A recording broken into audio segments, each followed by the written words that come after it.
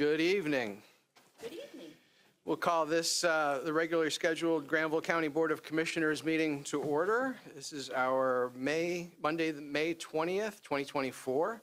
We are now in order. Our first item is to call on Commissioner Russ May for our invocation and pledge of allegiance. Let's pray. Dear God, thank you for this opportunity to come before the citizens of Granville County tonight, Lord. I pray that we will have plenty of wisdom, seek your guidance, and Lord, that information will be presented to the public for full clarity and transparency. We thank you so much for the opportunity to serve. We realize that we serve at the pleasure of the people and that we do the very best we can based upon that. Lord, grant us peace and grant us a good meeting tonight. In Christ's name I pray, amen. Please rise.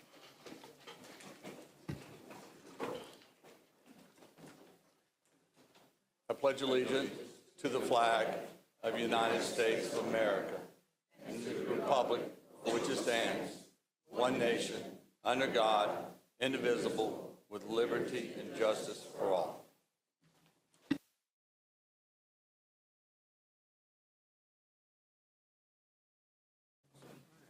Thank you for that, Commissioner May. Before we move on, I know we've got our Sheriff, Robert Fountain, with us this evening, as well as our State Representative, Frank Salzman. We appreciate you being here tonight, sir. So first item of business is our consent agenda.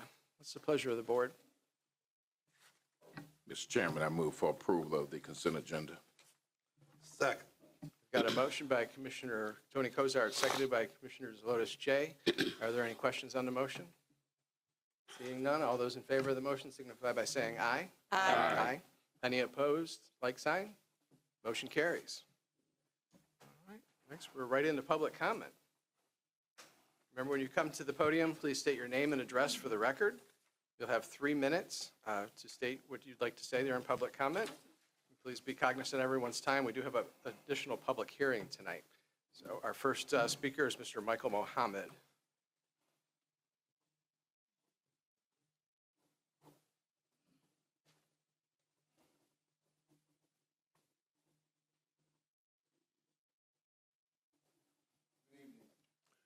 Good evening.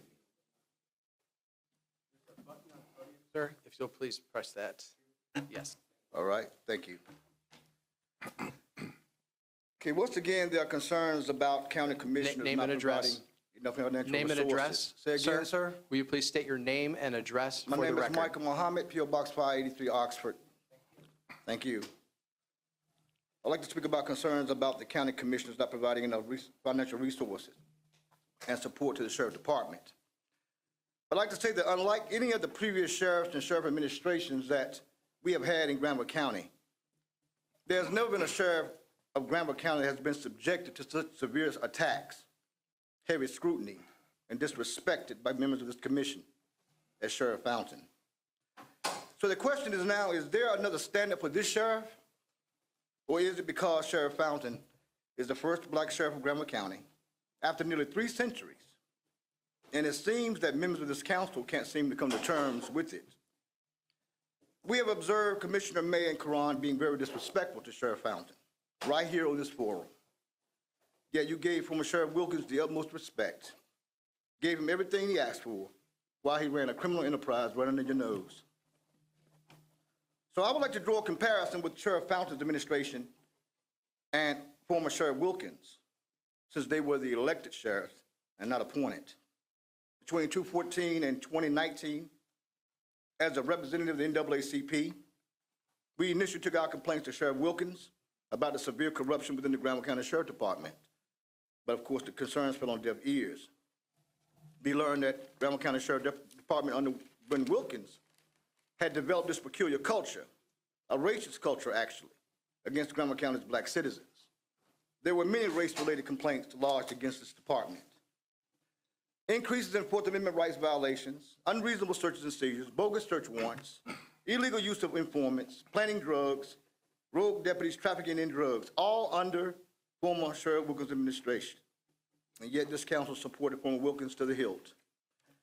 When we brought our concerns before this commissioners about former Sheriff Wilkins, I remember specifically receiving a response from Commissioner Karan, who was the chairman at that time. And this is nothing, he said that this is nothing that we could do to the sheriff department. He said that the sheriff is an elected official and the sheriff department has its own budget. Did something change? Was there another standard applied when Sheriff Fountain took office? Because Commissioner Caron and May specifically seemed to be hell-bent on trying to control the sheriff's office.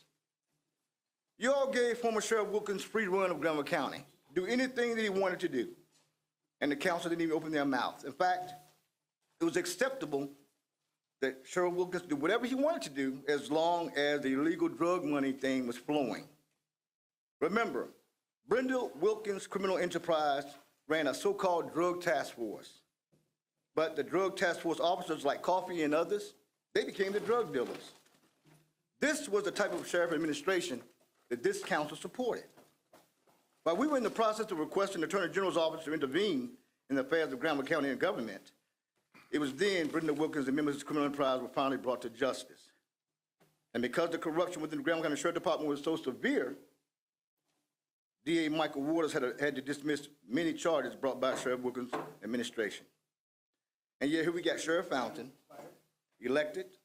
Sir, your off time the has task. I expired. heard what you said, and responsible for pulling the Granville County Sheriff Department out of the mud. Sir, your time has expired. So I'm going to say in close, okay, Please commit, if I you have will. written remarks, will you please submit them to the clerk? it seems that you're constantly and consistently trying to sabotage Sheriff Fountain Do we want to and have this undermine gentleman his removed? administration by tinkering with the budget.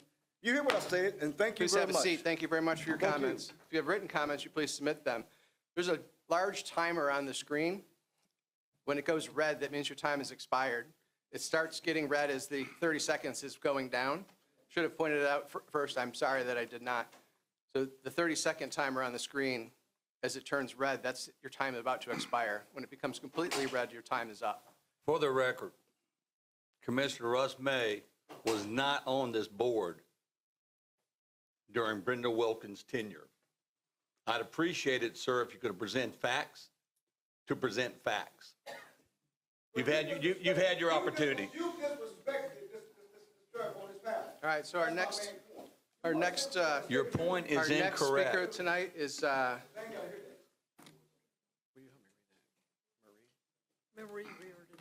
Marie Reardon Dudley. If you'll please come to the podium, state your name and address for the record.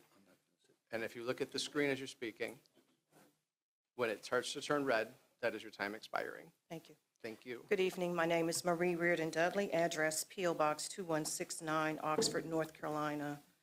I am here tonight as the interim coordinator for the Granville County Homelessness Coalition and wanted to share with you about this organization and our goals. And I want to tell you first that we are a coalition that has developed to actually bring forth an initiative. It was started by faith-based community law enforcement, nonprofit organizations, and concerned citizens of Granville and surrounding counties. Our vision is to develop a unified team of providers and stakeholders to address and eliminate the perils of homelessness in Granville County, and to establish a centralized resource facility to meet the needs of the homeless in our county. In March, a group of us went down to Fayetteville to visit their Day Resource Center, which is a multidisciplinary service center for people at risk or currently experiencing homelessness. And we realized that this was something that would really benefit our county and our citizens, especially with the rising numbers in our homelessness population. The Day Resource Center is actually owned by the city of Fayetteville, and it is funded through private, government, and state and county funds. It has 14 service delivery partners within the facility that include private offices to provide services on site. It includes interview rooms, mediation rooms, a multi-purpose room, a laundromat, a shower to be utilized by citizens who have no access to those services otherwise, as well as mental health, medical, and dental services. And most of those services are provided through volunteers that have partnered with that initiative. So there are different organizations that came in together under one umbrella to provide services. One of the key components of that is that people are registered into the Homelessness Management Information System So therefore, you can track people from state to state and county to county, and you're able to provide services that they're not otherwise able to get, such as a driver's license, a birth certificate, a social security card, things that help you to build so that you can get on your feet and change your situation. In North Carolina, I'll give you some quick numbers. North Carolina, 28% of our households are cost burden. Cost burden means that you spend more than 30% of your income on housing. In Granville County, 25% of our citizens are cost burden. In North Carolina, 48% of our renters are having problems affording their housing. In Granville County, 48% are having problems. What we'd like to do is have an opportunity to come back before you at another time and present in detail, since we know that we're at the end of your budget year. But we do look for funding and we do look for partnership. Thank you. Thank you, and I appreciate you acknowledging where we are in our budget cycle. We start that actually around Christmas. So we send out calls to our outside funding partners in January, and those are due back in February the 16th. So if you'll get with the county manager, if you've got any funding requests, we'd love to hear from you. Thank you very much. And thank you very much for what you're doing for the citizens. Before she goes, Chair, I just like to one quick second. We're doing a canvassing of the homeless community on Friday. So we're gonna go throughout Granville County to get an accurate number of how many folks we have that are unhoused. And that's part of the information that we're gonna be working together on. So we will provide that information, and then we'll report that back to you, to the board. So, that's Friday, we're gonna feed them lunch and get a canvassing of all homeless population in that county. Thank you for the information. Sheriff, if you need some chicken, I have plenty.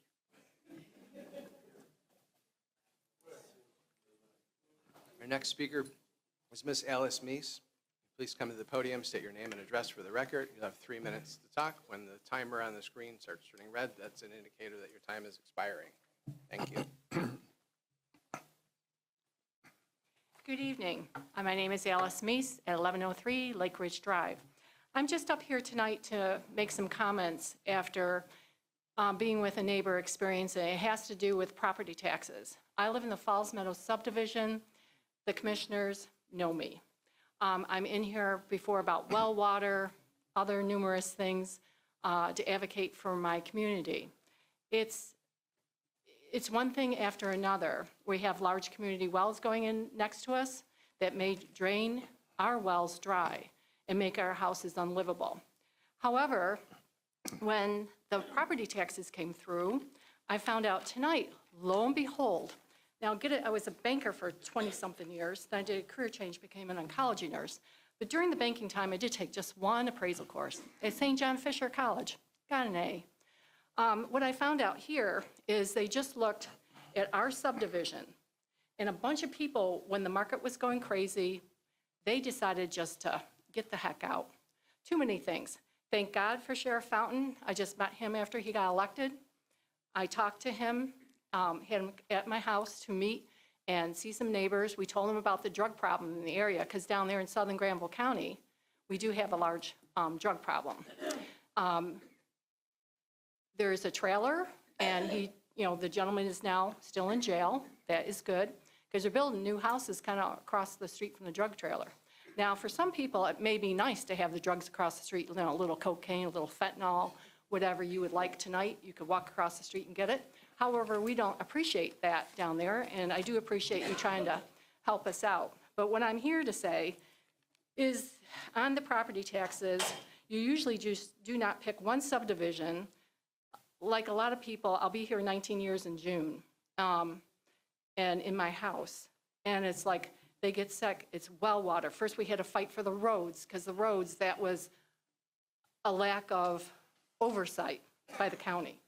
And so our roads didn't get towed over, fought for that. Then after, that's besides working. And then after that, then we're doing the wells. And now it's gonna be my little subdivision, okay? And I can tell you, that's not the way you do an appraisal. My little subdivision, we're gonna have to pay assessed value of $80,000 to $100,000 more than all the neighborhoods around us. Then one neighborhood, Wilson Place, that's 0.8 miles away. That's not fair. So, and we also, my neighbor and I also put in comps My house was built by Wynn Construction. Houses 9.3 miles away was built by Wynn, only they have nice brick fronts, and they were assessed approximately $80,000 to $100,000 less. And they're closer to Oxford for the jobs in their new center. But anyhow, thank you very much. That's what I'm here to complain about, and you will hear from me again. Thank you. Thank you, Ms. Meese. All right, next speaker will be Mr. Scotty Brooks. If you'll please come forward to the podium, state your name and address for the record. You have 3 minutes.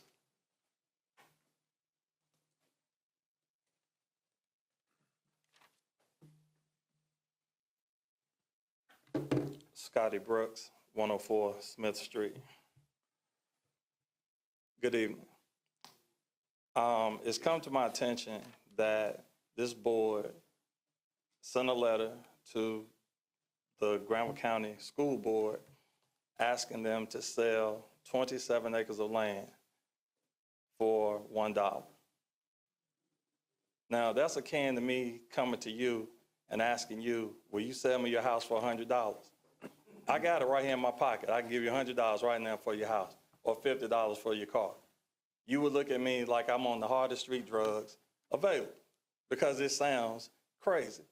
Even though there's a promise possibly of money down the road, 27 acres, giving it away makes no sense.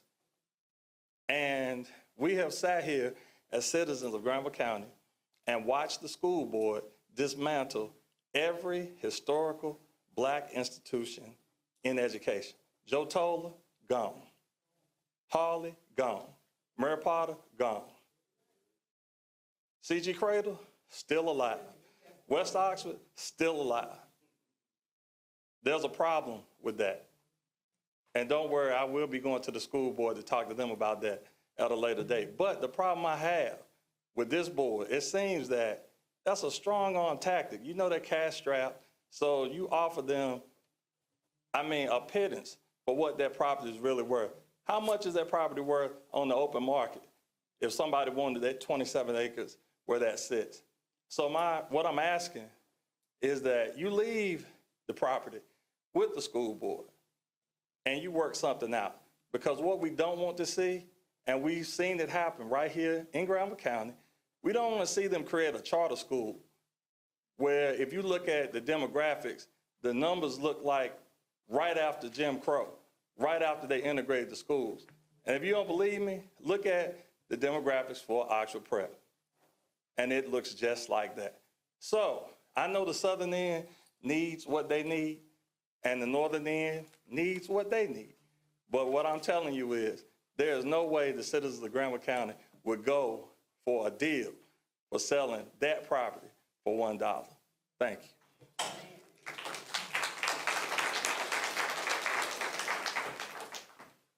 Thank you. Our next speaker will be Katie Selgreen. Please come to the podium, state your name and address for the record. You'll have 3 minutes.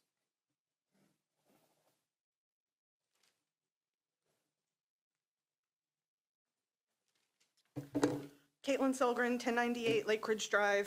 I just wanted to make you all aware of a situation that I experienced this week. It has to do with taxes. Alice touched on this a little bit. I submitted an appeal as we were supposed to do, and I just wanted to give you a little bit of information that was in my appeal. I meant to print a copy for everyone so that you guys could see this. I know that you are not the official appeal. I just wanted you to have the numbers in front of you, but my printer did not cooperate. So there's a neighborhood that was built by the same company as my neighborhood, Wynn Construction. They were built. I'm sorry, is this about an actual appeal that you filed to the board? Yes, I have a question. Well, this same board sits as a Board of Equalization and Review, and that's a quasi-judicial matter, and so it would be best to come back and present evidence in that case at that time. So it doesn't that was prejudice the going to case. be my end of this, is I was just going to, I know, Russ, you had asked at a brochure if there were numbers and things. I have the plot numbers and things for some of those, not all of those. And I also have mathematical analysis, including a spreadsheet where I do the median value, 80% of the median value, as the assessor said. And so I wanted to know, what is my next step, and anyone else who was rejected for their appeal, and also why was there no explanation for why my appeal was rejected when I mathematically calculated what my appraised value should be. It doesn't sound like you filed an actual appeal. It sounds like you filed an informal appeal. Okay. You have a right to appeal to the Board of Equalization and Review. And how do people do that? Because that's what I thought I was doing when I submitted my appeal. I believe the form is on the website. If not, you can call the tax office and they can give you the instructions on how to find the form. So it is not the 2024 Granville County Assessor's Appeal Form, it's a different appeal form? It's an appeal to the Board of Equalization and Review. It's a different appeal form. Okay, that was not made clear. The title you just said was the assessor appeal. Yes, and I understood it that we had to go through this, and then if that was denied, then you would go to the Equalization and Review Board. That's a suggested way of doing it, and so it sounds like yours was denied. Is that what you're saying? I am, and so that's what I wanted to know, was what was the So- next step, and anyone else, because I think it was a great perception that this was who we had to appeal to and the process that we had to go through. I don't think people understood, at least I certainly did not, that those were two different appeal forms and two different processes. You just need to make that appeal to the Board of Equalization and Review. I will do that, but I'm just letting you know that this Okay. is something that I experienced, and if I experienced it, I'm sure other people have also experienced it and maybe didn't get the review that they thought that they were getting. Thank you for bringing that to our attention.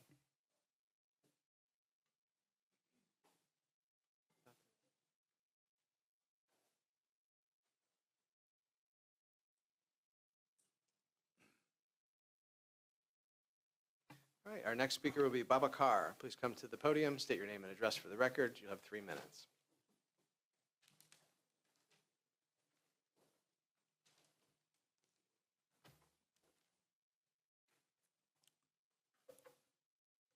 Baba Carr, 212 Granville Street, Oxford, North Carolina.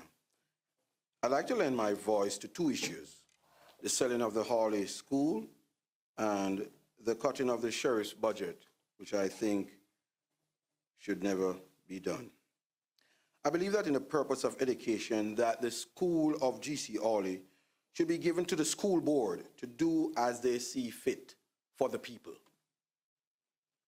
The blackmail of the school board to sell G.C. Hawley for $1 to the county is blackmail. And this, I am quoting from Commissioner Leonard Peace, who spoke to the people. Don't forget that it's the people who has the power. Please, as a board, talk to the school board and come to an amicable agreement in the interest of education. Do not take G.C. Hawley for granted. Concerning the sheriff's situation and reduction of the budget, I'd like to say that everything that Michael Mohammed has said, we the people agree with.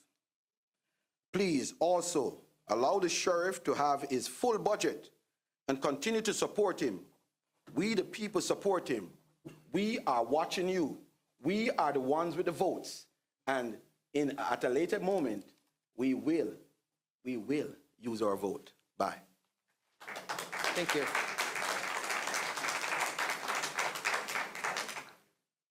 We have our public hearing, but before that, I want to take a moment and ask our county manager. We heard a couple of remarks around budgeting in the sheriff's department. If you would please kind of give a brief overview of the increases and where we are with that budget. Thank you, Mr. Chair. And I do appreciate all the people who are here tonight with an interest in public safety and the sheriff's budget. I had the benefit, in some respects, of starting at Granville County about 2 months before the sheriff was elected. And so I've sort of watched with interest the investments that this board has made in the sheriff's office. Less than a few weeks after the election of Sheriff Fountain, the board approved several $100,000 of bonuses for recruitment and retention. And then at the beginning of this fiscal year that we're in now, fiscal 23-24, approved over $1 million of additional salary funding for public safety. Those are recurring, right? So any future merit pay or cost of living adjustments are made on top of that funding. With respect to next year's budget, so all of that, the $1 million, for example, is magnified in next year's budget. I want to also say that with respect to average county departments, there is very little in next year's budget in terms of operating increases. So most departments are budgeted essentially flat, with the exception of the 4% merit pool. There are a number of other budget changes across the county, not just in the sheriff's office, that might, to an eye that has not been sort of deeply involved in board conversations or county budgeting, it might escape them. A couple of things that the county has done in the last year: we have consolidated our fleet budgets, for example, into a new fleet department that doesn't have any people in it, but it has all of the budget for all county vehicles across all departments in it. And so departments, including the sheriff's, that had line items for capital outlay for cars, had line items for gas, oil, and tires, for vehicle maintenance. That was true of all departments, but of course the sheriff has a significant fleet, and so there was a lot more in his budget than in everybody else's budget. So those funds were scraped to the central fleet budget, and they don't really represent a decrease in anybody's budget. It's just that the vehicles are being paid for and maintained from a centralized fleet department that I think is serving everybody's interests actually better. I can say with some authority that the sheriff in the current year has gotten more new vehicles than in any year in anybody's memory who sits around this table, by a good shot. And so, and those vehicles are new, obviously, and being maintained better through this system. We've done the same thing with computers, sort of our IT budget. So software and hardware are being purchased in a more centralized way now than they used to be. But again, I would assert that that is being managed better and is providing more to all county departments, including the sheriff's office, than it was before. And it's being better managed, which is part of what my job is as county manager, to make sure that that's happening in an organized fashion. So again, to the untrained eye, it may look like there's less money being budgeted in the sheriff's office year over year. But what I can say is that since I've been on this board, not on this board, since I have worked for this board, there have been many new investments in the sheriff's office.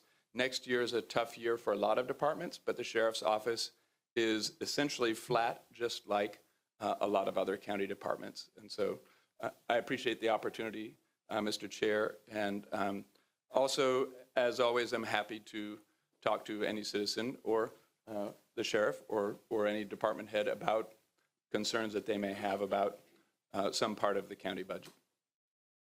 So to nut it out, if you look at year on year, it looks like it may be a $200,000 decrease from last year to this year in the sheriff's department budget. However, that does not include all the money for vehicles, all the money for cell phones, all the money for the IT stuff. So if you add that back in, year over year, the sheriff's department budget has increased exponentially. $1 million in salary and benefits last year alone. So this board has been incredibly supportive of the sheriff's department. And it's very sad and disheartening that people would come in with an accusatory tone saying we're defunding the police. Nothing could be further from the truth.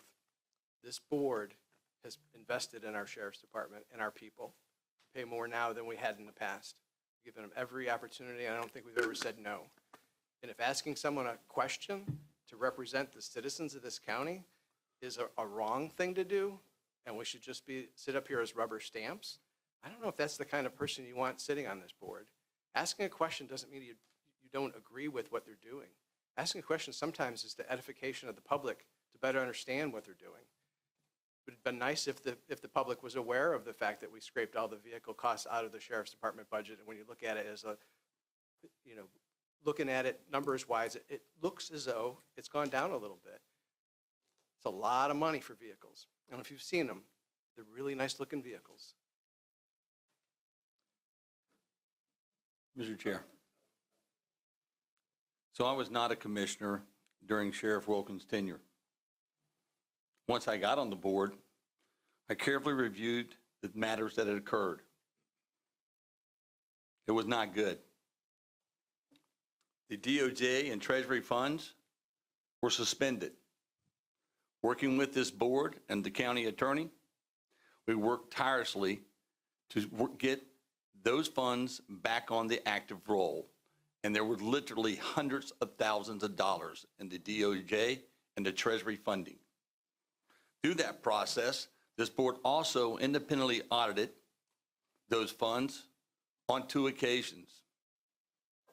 In addition, this board approved a consultant who was a retired DE agent to work with the Sheriff's Department to closely monitor those funds and the activities therein of those funds to ensure that that account would not be suspended again. I have asked Sheriff Fountain a number of questions. I have asked him questions regarding policies. He is the sheriff. He sets his policies. He is the sheriff.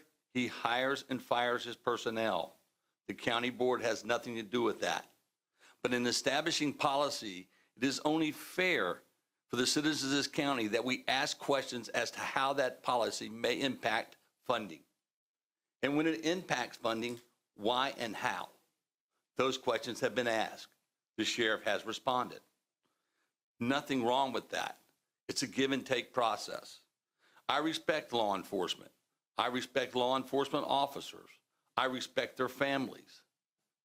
We may have discussions, me and the sheriff at times, and you know what, if the sheriff took them as being disrespectful, well, you know what, on many occasions, I don't never recall calling the sheriff Robert. I call him Sheriff or Sheriff Fountain. So the sheriff calls us by our first name. That's fine. He's the sheriff. He's elected by the people, and so are people of this board. I admire what he's done. I admire what that department has done, and it has made great strides.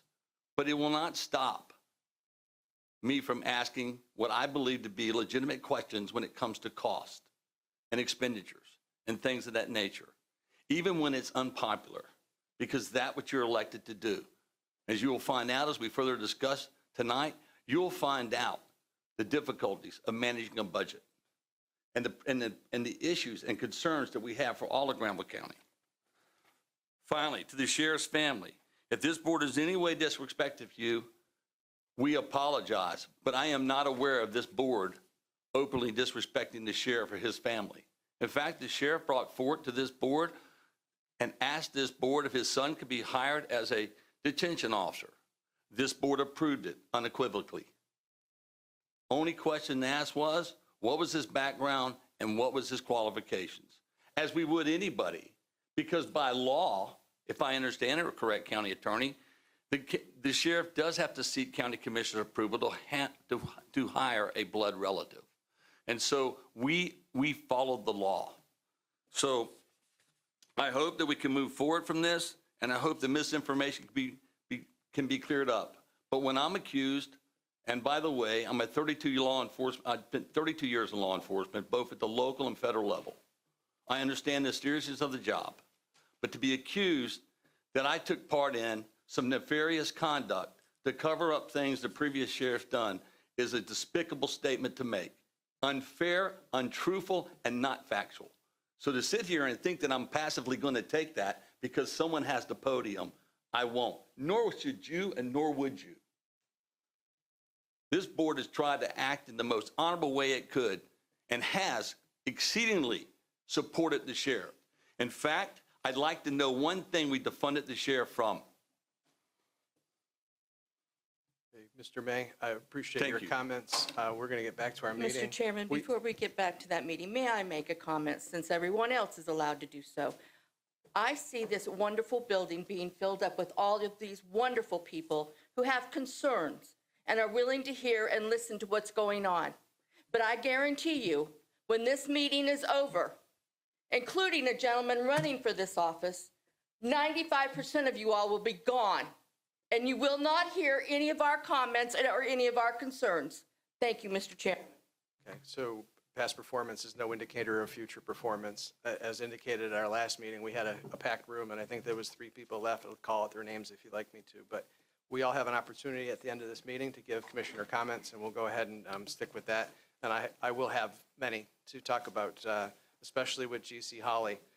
So if you'll stick around for that, we'd love to hear, would love to see you. So we've got a public hearing on our budget. Yeah, that was it for public comment. We're on a next item of business tonight is a public hearing. We're going to, this hearing, the purpose is to receive comments from the public and the purpose of the budget for fiscal year 24-25. At this time, I would like to recognize Drew Cummings, County Manager, for a brief overview. I would say, Mr. Chair, that my hour-long presentation 2 weeks ago was probably... I missed a spot. I went right after Drew states. All right, so I'm going to declare this public hearing open and ask you to give your part. Go ahead. So I don't actually have a presentation prepared for the public hearing. I think this is a time where commissioners can hear from the public. I did speak for nearly an hour the other night when the recommended budget for next fiscal year was proposed, so I will leave it at that. That presentation and the recommended budget itself are available on the county's website if you'd like to review that. So. Okay, thank you. So we've got some people who signed up, and if we get to the end, if the spirit so moves some folks, we can have a couple additional comments. So our first speaker tonight is Reverend Ala Kumbe. If you'll please come forward to the podium and state your name and address for the record. Reverend Dr. Toloku Makunde, 121 Halifax Street, the great city of Oxford, North Carolina. Good evening, esteemed members of the Granville County Commission and fellow citizens. I stand before you to address the proposed budget, its profound implications for our community and our sheriff's office. I say again, our sheriff's office. It's not a department, because the office is when you elect someone. Now, led by an exemplary and God-fearing man, Sheriff Robert J. Fountain, Jr. Since assuming office, Sheriff Fountain has proven himself to be a leader of dedication and integrity. His transformative programs have reduced recidivism, secured hundreds of thousands of dollars in federal funds for our county, and elevated the operation standards of our sheriff's department, as you like to call it, what we're going to call the office, among numerous other achievements. It's no exaggeration to say that his efforts have made our community safer and our sheriff's office more efficient. Given these facts, the restrictions placed upon the sheriff's office in this proposed budget ordinance was brazenly unjust and an affront to the citizens of Granville County, who depend upon Sheriff Fountain to continue his excellent work. Such constraints would severely impact our sheriff's office ability. Now, moreover, it risks hindering the critical work of our school resource officer program, which plays a vital role in maintaining a safe and supportive environment for our youth. To bottleneck the approved budget of our sheriff's office is nonsensical at best and diabolical at worst.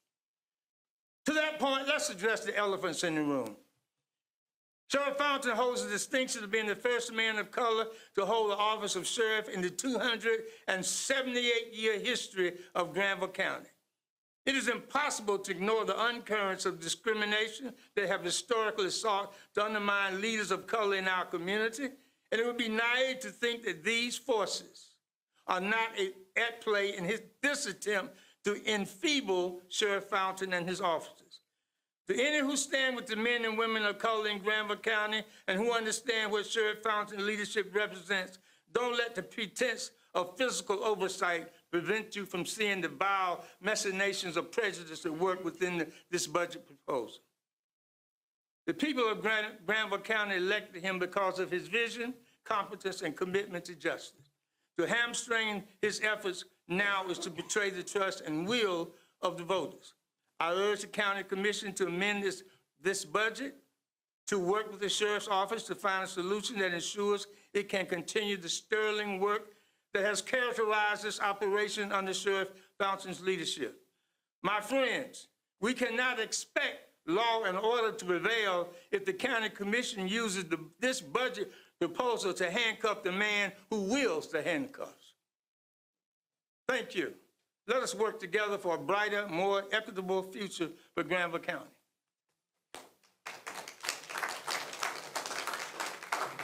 Our next speaker will be Fred Johnson. Please come to the podium, state your name and address for the record.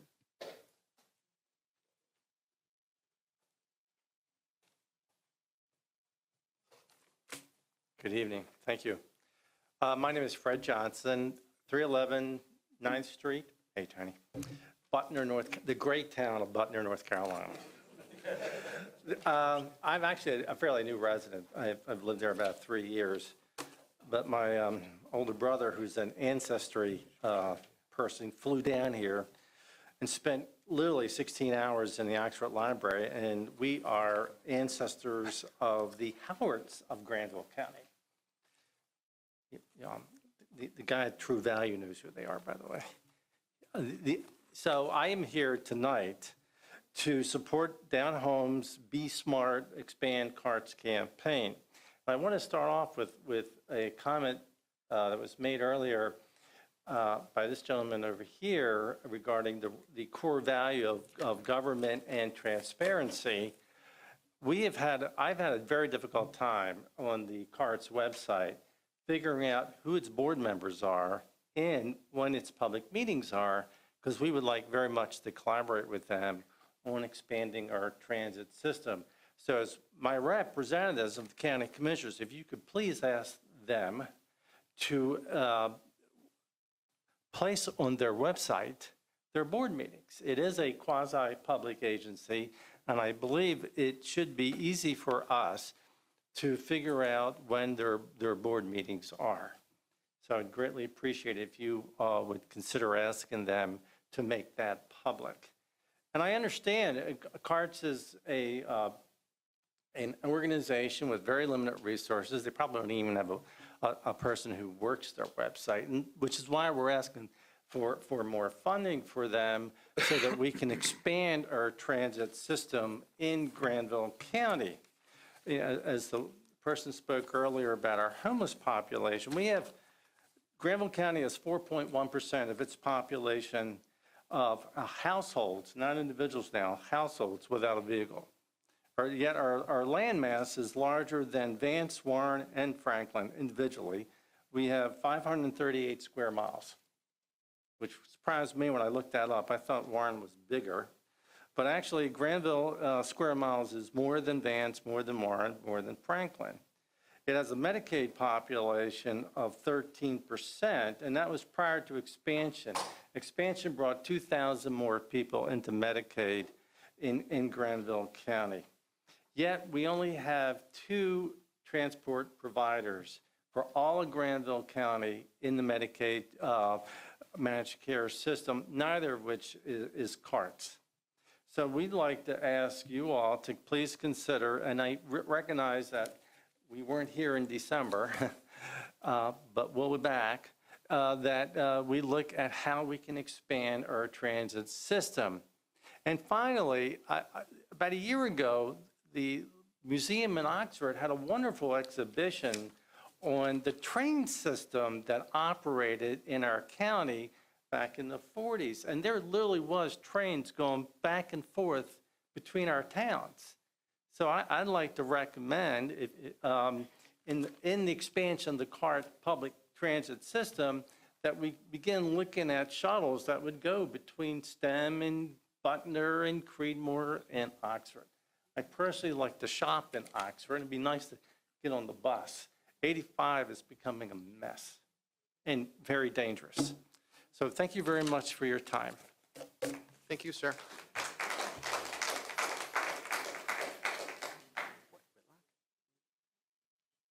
Dawn Whitelock? Did I say it wrong? Dawn Whitlock, Whitelock? She left? Okay, thank you.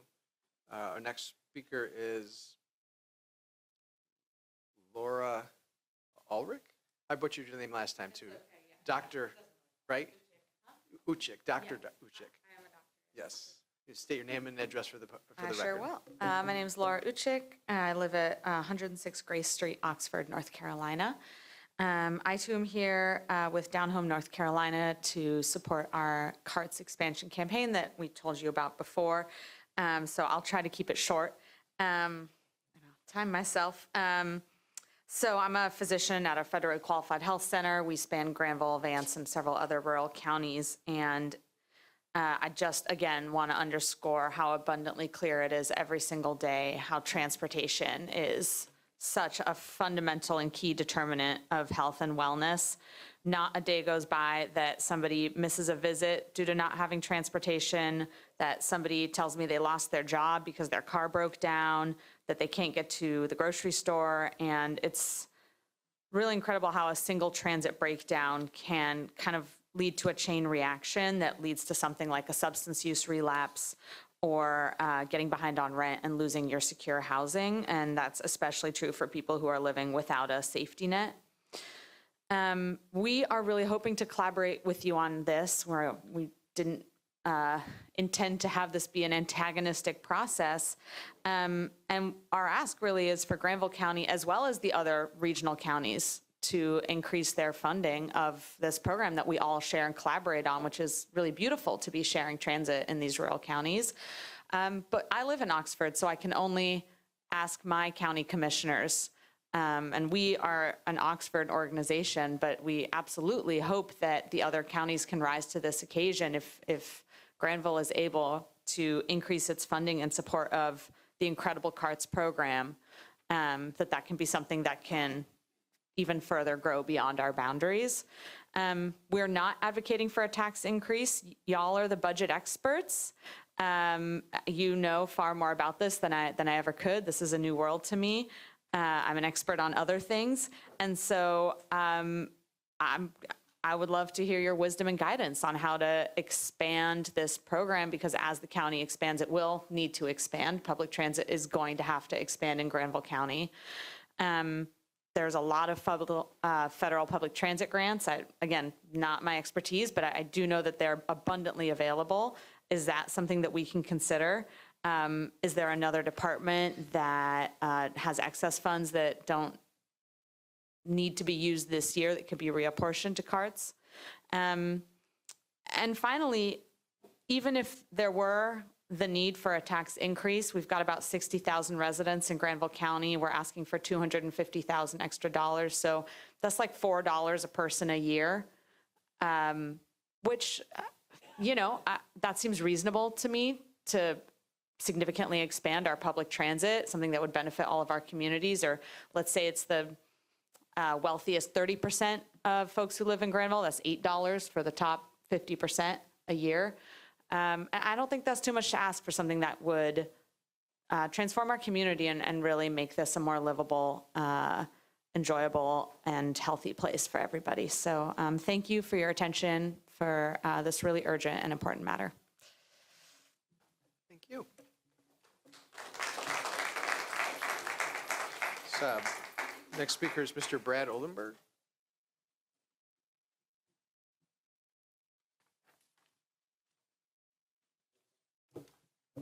Brad So, Oldenburg, Really 658. quickly, we've got our CARTS representative, and I know it's a public hearing, but this board was integral in starting, not this board, but Granville County Board of Commissioners was integral in starting CARTS, and Commissioner Jay is our CARTS representative. I'm the CARTS chairman of the CARTS board, and we meet quarterly, every other month.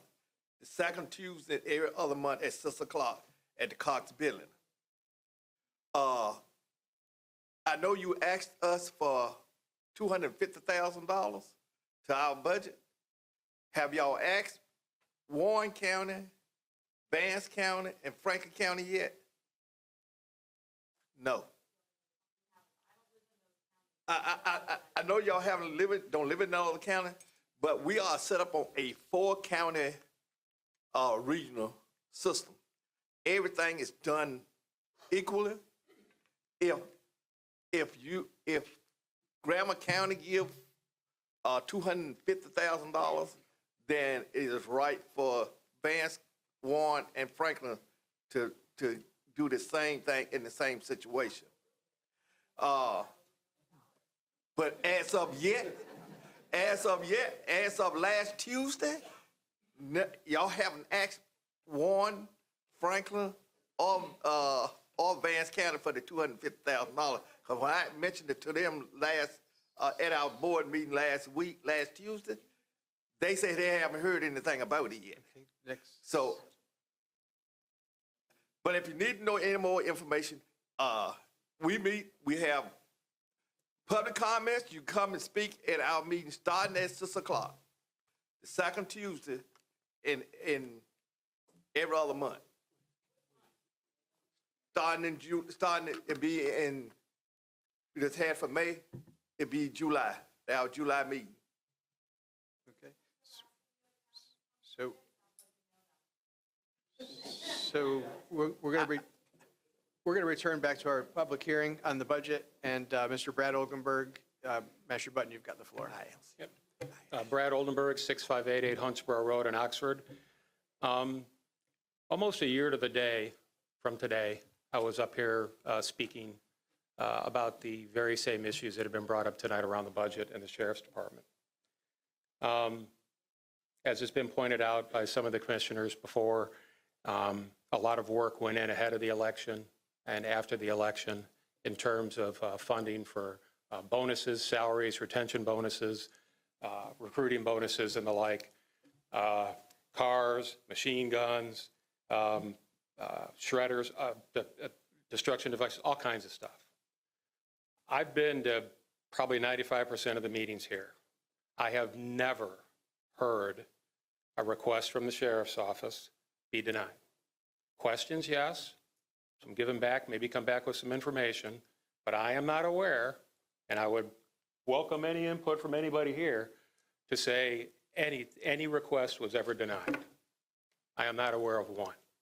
So how people can, through social media, through here, misrepresent and outright lie about what's going on, or their impression as to what's going on with the Sheriff's Department and the county commissioners and their support of the department, I'm sorry, the office, you're correct, sir, it's just beyond me.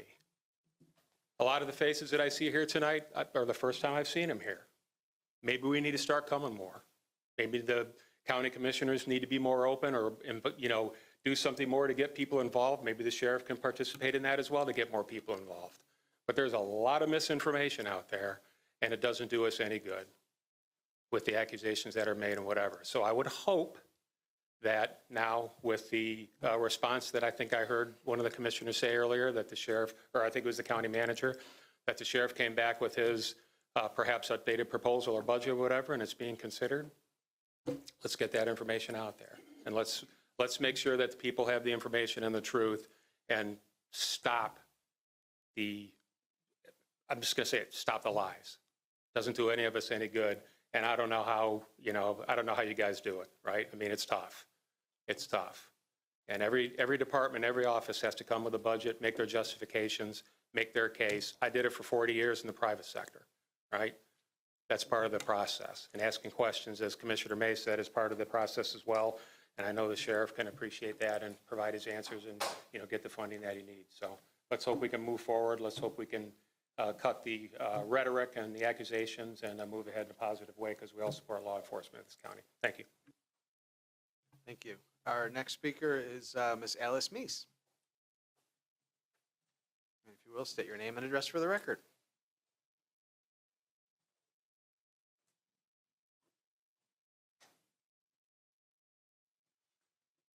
Again, my name is Alice Meese, 1103 Lake Ridge Drive. I'm in the township, I guess, of Grissom, proud of Grissom, and it is part of, let me see, the Hurricanes, just so you know. A bunch of runners used to be living there, so they're my kind of people. Anyhow, I'm here today just to ask, because I didn't get a chance to look. The hospital that's up in Oxford, Granville Medical Center, where is that in the budget? How much does that cost us? It was my impression before, but I didn't get a chance to really delve. I did ask for a copy of their financial statements, but then the guy quit. and he was gone. I did get him. This was a few years back. But I was wondering, how much does it cost us to keep the small hospital running? I did check with Pearson County and also Vance County. And I think those counties have divested themselves of hospitals because they're a large legal liability. So maybe Mr. Cummings our county manager, just can speak briefly to that. Where is it on the budget that I can check and see how much the hospital is costing us? And just so you know too, so your commissioners don't feel bad, sometimes when people leave, they have to get up and go to work the next morning. Yeah, I know, but if they have to get up, drive home, whatever, they still have to show up. And so they might find that that's why sometimes people leave depending on their own personal schedule. We are waiting for the board, and I do appreciate that you have a new audio-visual equipment, but we're waiting for it to be also broadcast so that we can watch it from home. And then just think, maybe I wouldn't be here speaking. But anyhow, thank you very much. Okay.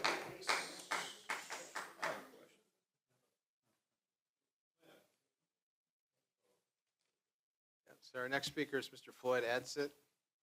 State your name and address for the record, please. Floyd Adsett, 1115 Silverleaf Drive. Looked at the budget to start. I have one concern, and that is 2 weeks ago, the county manager indicated that a tax increase was not only inevitable, but probably imminent.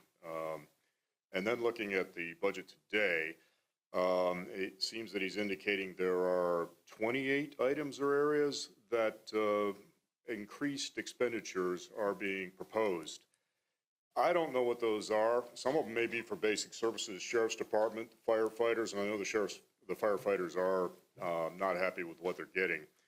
But it occurs to me that, and I don't know if you've taken this into consideration, there is an economic storm out there raging, and I suspect it's going to get worse.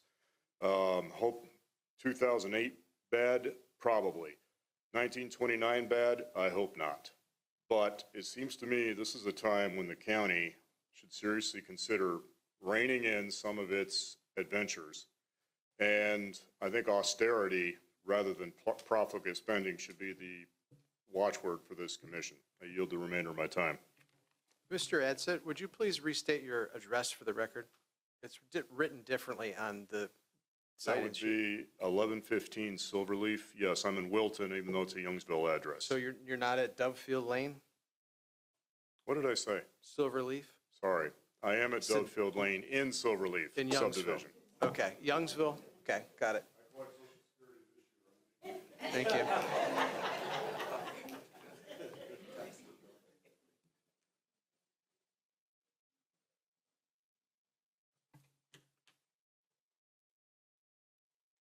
The next speaker is Rajesh Patel. Sorry if I butchered it.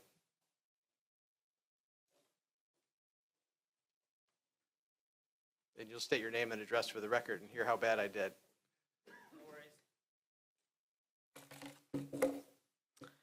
So my name is Rakesh Patel, and I live in Durham, North Carolina, but I work at Central Regional Hospital for the last 15 years.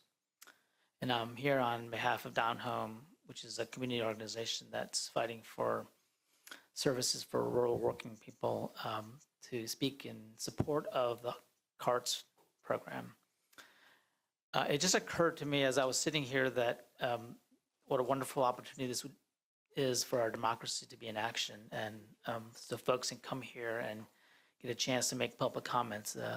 It would seem difficult for folks that don't have transportation to get to this meeting, and so it'd be, maybe one day we'll have a CARTS bus that'll bring people to this meeting. In an effort to try to encourage the community to support this, we have been to multiple events, including the most recent cultural festival that happened last weekend. We spoke to a lot of people. There was a lot of excitement about public transportation. The vendor that was next to us who runs, I believe, a motel, said that she was having trouble with her employees being able to get to work and had actually lent her vehicle to one of them to come to work. I brought this clipboard because I didn't want to misremember the name. So there were two folks that we actually went to door to door last weekend, and we spoke with Patricia Alton, who lives in Oxford, and she's in her 70s, and she is a big fan of carts and essentially uses that service to get to her appointments at Duke. She's actually missed some chemotherapy appointments in the past because of lack of transportation. The other gentleman we spoke to was Mr. William Hart, a 92-year-old gentleman who was ecstatic about seeing us, and he, while he was working, was taking carts to 5 days a week, and then now that he's retired, he's taking it once a week to bingo. And so I think, carts is a wonderful service. I understand it's a 4-county endeavor, and we would love your assistance on how to get all 4 counties on the same page on this matter, because I think that everyone would agree that transportation is a very important thing to those that don't have it. To get to your doctor's appointments, to get to work, to have an option when your vehicle breaks down would be a good thing. So once again, I ask for your support in increasing funding for carts. Thank you. Our next speaker is Patrice Dunn, and we're going to bring the podium. We're not going to bring the podium, but we're going to bring a microphone to you. Just hold on for 1 second. We've got a staffer who's going to do that. And if you will, please state your name and address for the record.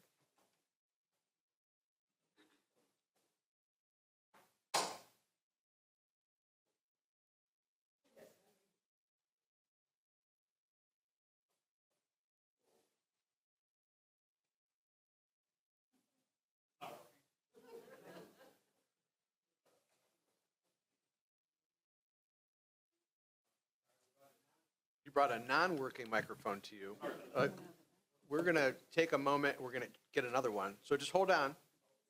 We're going to ask if anyone else in the audience would like to come to the podium and speak at this public hearing for the proposed budget while we get our microphone situation worked out. Anyone, any takers? Fun thing about a budget public hearing is you notice there was no clock.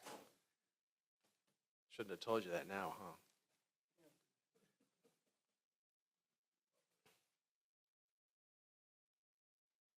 I apologize for the slight delay here. We want to make sure we hear our residents. I cut off the other ones. It's budget related. We'll have an opportunity to talk about budget. Can I make a suggestion about the clock? When people come, we come to talk to you and we don't look over there, so it's very, like, people aren't focusing on that. Is there a way that it could be behind, like? That's a great suggestion. I didn't know the clock existed at the last meeting, and it was up there, and I couldn't see it. Because I was focused on the person in front of me, not at the big giant screen there, so. I just wanted to point that out. Thank you. Great minds think alike sometimes, even though they won't admit it. Mr. Chair, if I can take a minute. Yes, sir, it's a public hearing. First, giving honor to God, the author and finisher of everything. I have to give you an update on a couple of things, not budget related. Public hearing wise, please, Mr. Sheriff, state your name and address for the record. Good evening. I am Sheriff Robert D. Fountain. I live at 115 Saddle Tree Drive. I'm employed at 525 Commerce Drive, where our new Director of Finance spent a couple hours today hanging out with us to see what we do and how it actually goes down in our business. So I am here not to say too much about the budget, but to inform everybody that we have our graduating class of Granville County deputies graduating from BLET, one in Alamance County tomorrow night at 6:30. And Mr. Irwin is one of our newly finished graduates who's the top shot in the class. He will be graduating on Wednesday of the 7 that'll come out of Vance Granville Community College. And then we have 3 of our new deputies will be sworn in by Elaine Marshall as Secretary of State on Thursday as task force officers for the Secretary of State. So we are doing things a little different. We're recruiting a little different, and we're doing it. And I appreciate everybody's comments about this budget situation, but as I told the commissioners on Monday, last Friday, I think, Wednesday, my days are on the go, is that I understand the implications of what's going on and where we are.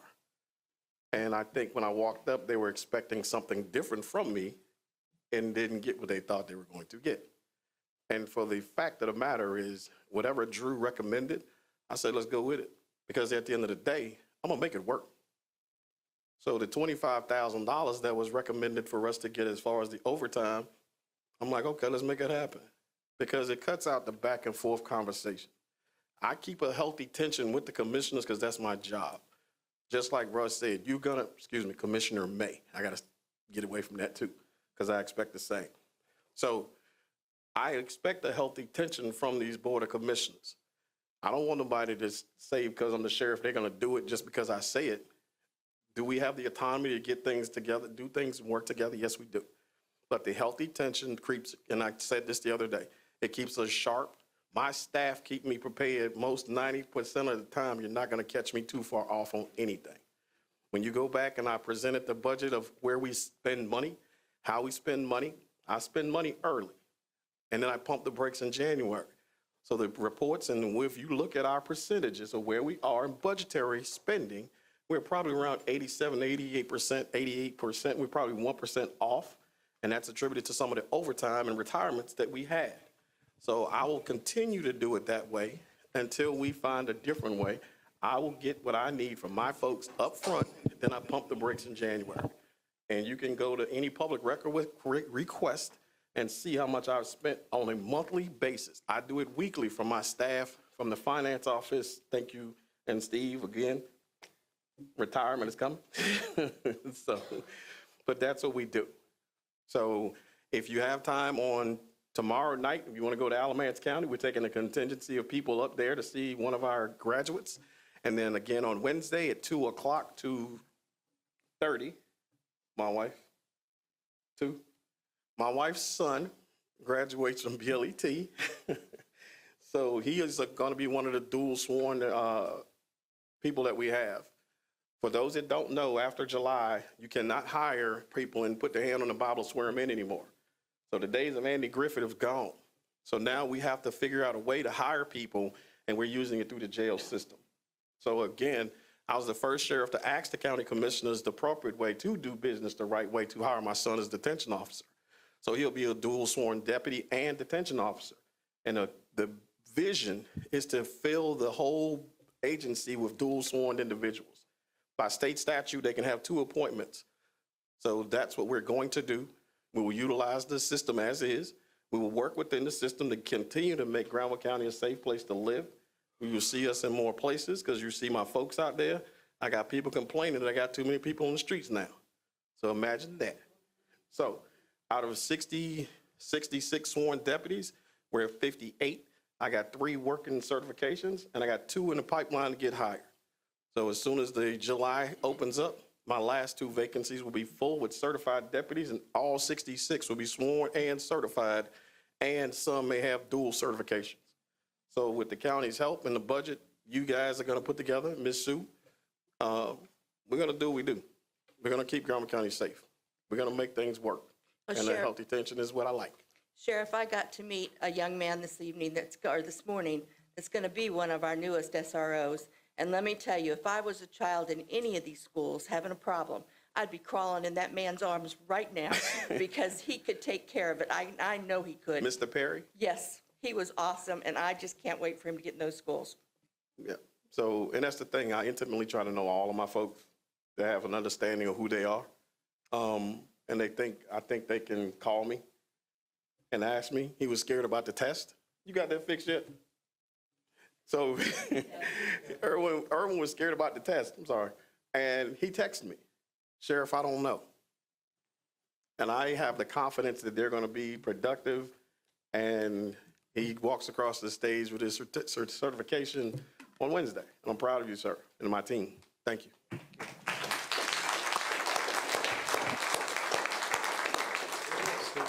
We've got the mic issue fixed, then we're going to go back up to Ms. Patrice Dunn and hear her public comment.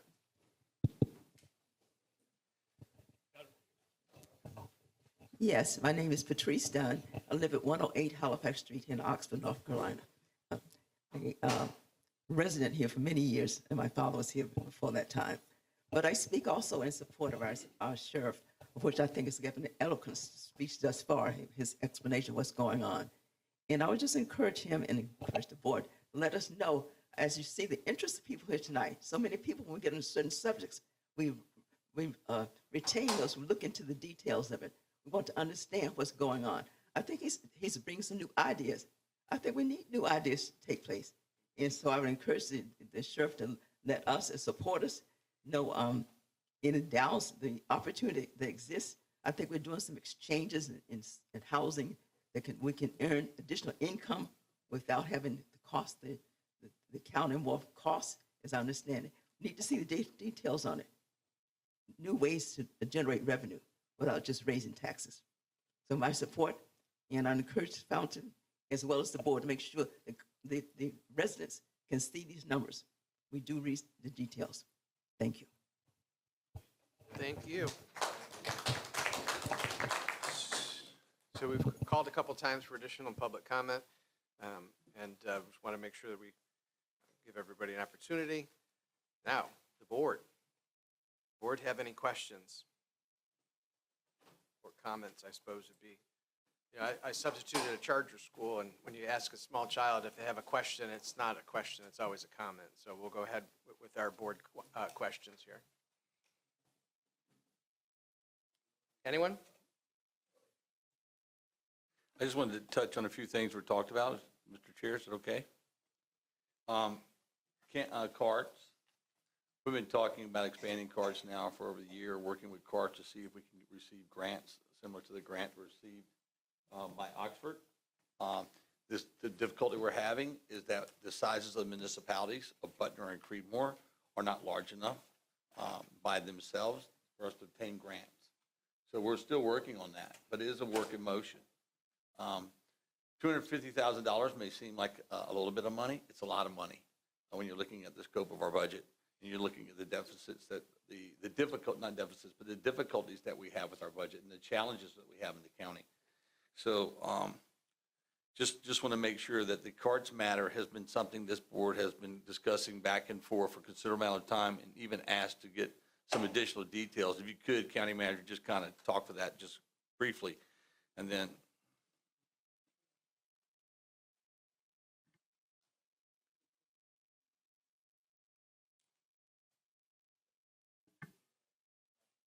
Did you have a question for the county manager? Did you want to explain something again? I'm sorry.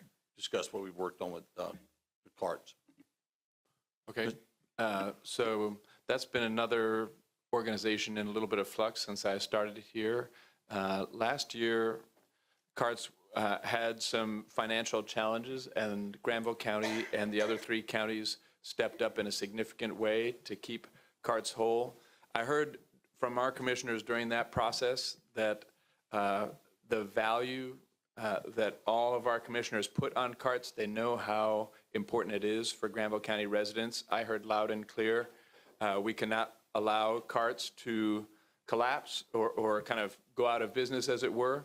I've been working fairly closely with Mr. Cantor, the executive director, trying to get better data on ridership, on routes, on utilization of the buses that they have, trying to better understand that, and also starting to advocate and talk with Mr. Cantor about some of the transportation needs in the southern part of the county and in other underserved parts of the county. But again, it's a complex organization under new good leadership, and I think it's kind of getting its legs back under it, and we have been attempting to support that.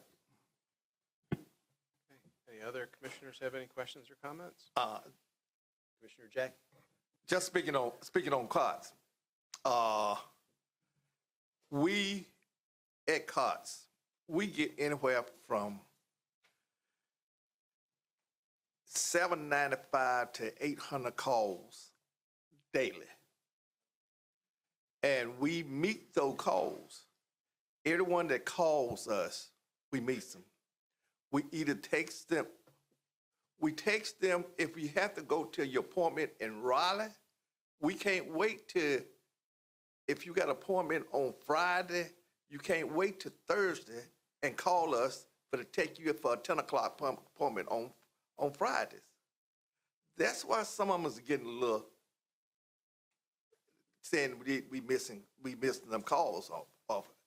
Because we go by a schedule. When we have a call going to Chapel Hill on Fridays, and if your appointment we got appointments at 10, 9, 11, we take a bus load to Chapel Hill and bring some back. We have a young lady for years living right here in Oxford that doesn't drive, works at the postal service in STEM. We takes her every day and not STEM, Cremo. We takes her every day to Cremo and at evening pick up and bring her back. We do a lot for Revlon, a lot, but you have to call and get your appointments in, and so you can get on schedule for it. We try not to miss anyone because that's what service we do. And the route you were talking about for the southern end of the county and everything, we got Franklin County trying to get the same route. Warren County is trying to get the same route. And we telling Warren County, Franklin County the same thing as we tell county manager. You got to schedule right and find what kind of funds or whatever so we can do it. We don't mind picking you up and taking you to your job or to your appointments. We don't want nobody to miss appointment, especially our dialysis people. So just said that just like let you know. Thank you. Can I ask a question? We're at the point of our board discussion. So I'm sorry, the public hearing part. I mean, you know what? Go ahead. I don't want to disrespect your process, so if there's a problem, I don't mind. I can talk to you afterwards. Okay. It's germane to what we're talking about. So if this board, one thing you said was very interesting, I didn't know this until you said it, is that it's a 4-county election. And so, and you asked them, had they asked the other 3 counties for the money, which I thought was a great question. Because my question as a citizen of Granville County is, if this board were to give Carts $250,000, does that mean that you, as the Granville County Commission, can allocate that money as you want? Or does that mean it will go into a pool and the other 3 counties will benefit from the money that this board gives to the CART system? That $250,000 you asked for is for the peoples here in Granville County. Okay, so you would get to determine how that's allocated. That would be taken care of for the peoples in Granville County, their routes. Okay,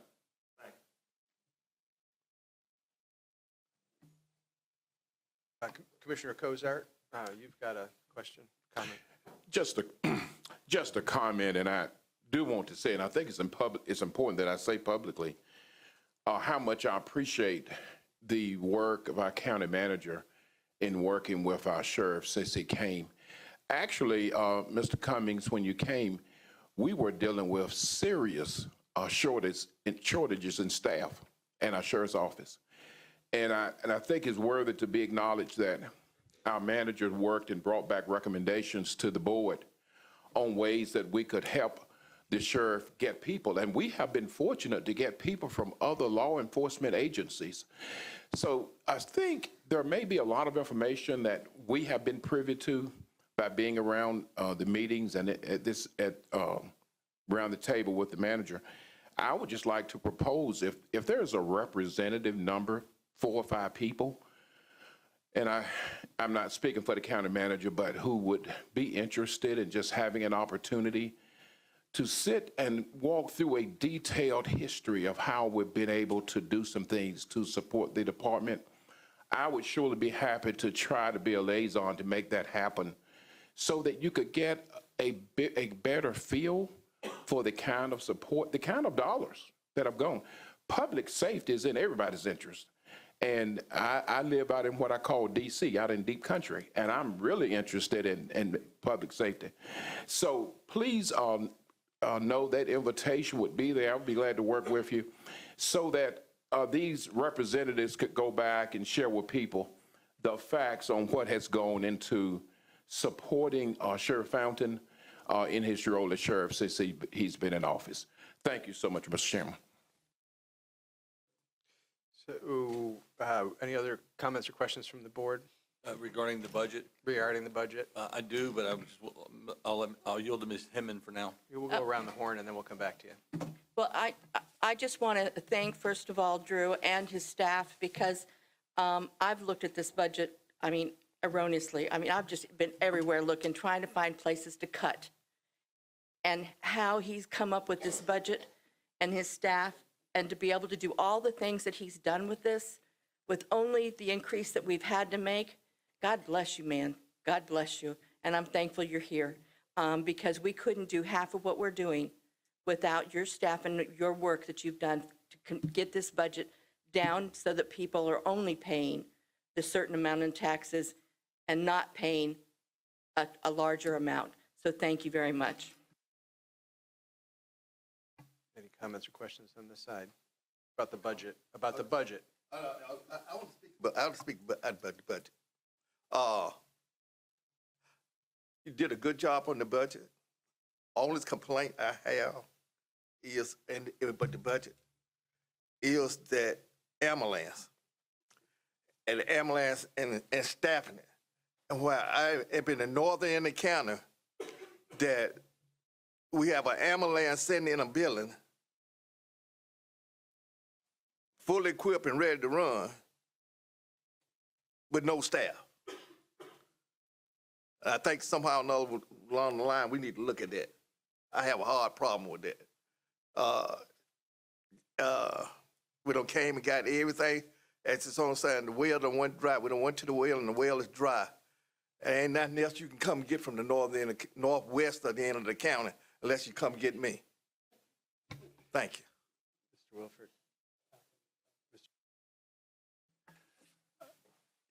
It's been a lot of work put into this budget. There's been a lot said about it. But one of the things we're facing, well, several of the things we're facing. Number one, we had a tax rate of 84 cents per hundred. And the county commissioners for years have been reluctant to raise taxes. So we've kept our revenue flat. And in doing so, our expenses have gone up. And you can only pull so many rabbits out of the hat before the hat's empty. And that's where we're at today. And that's the result of kicking the can down the road. And we've kind of reached the end of the road. So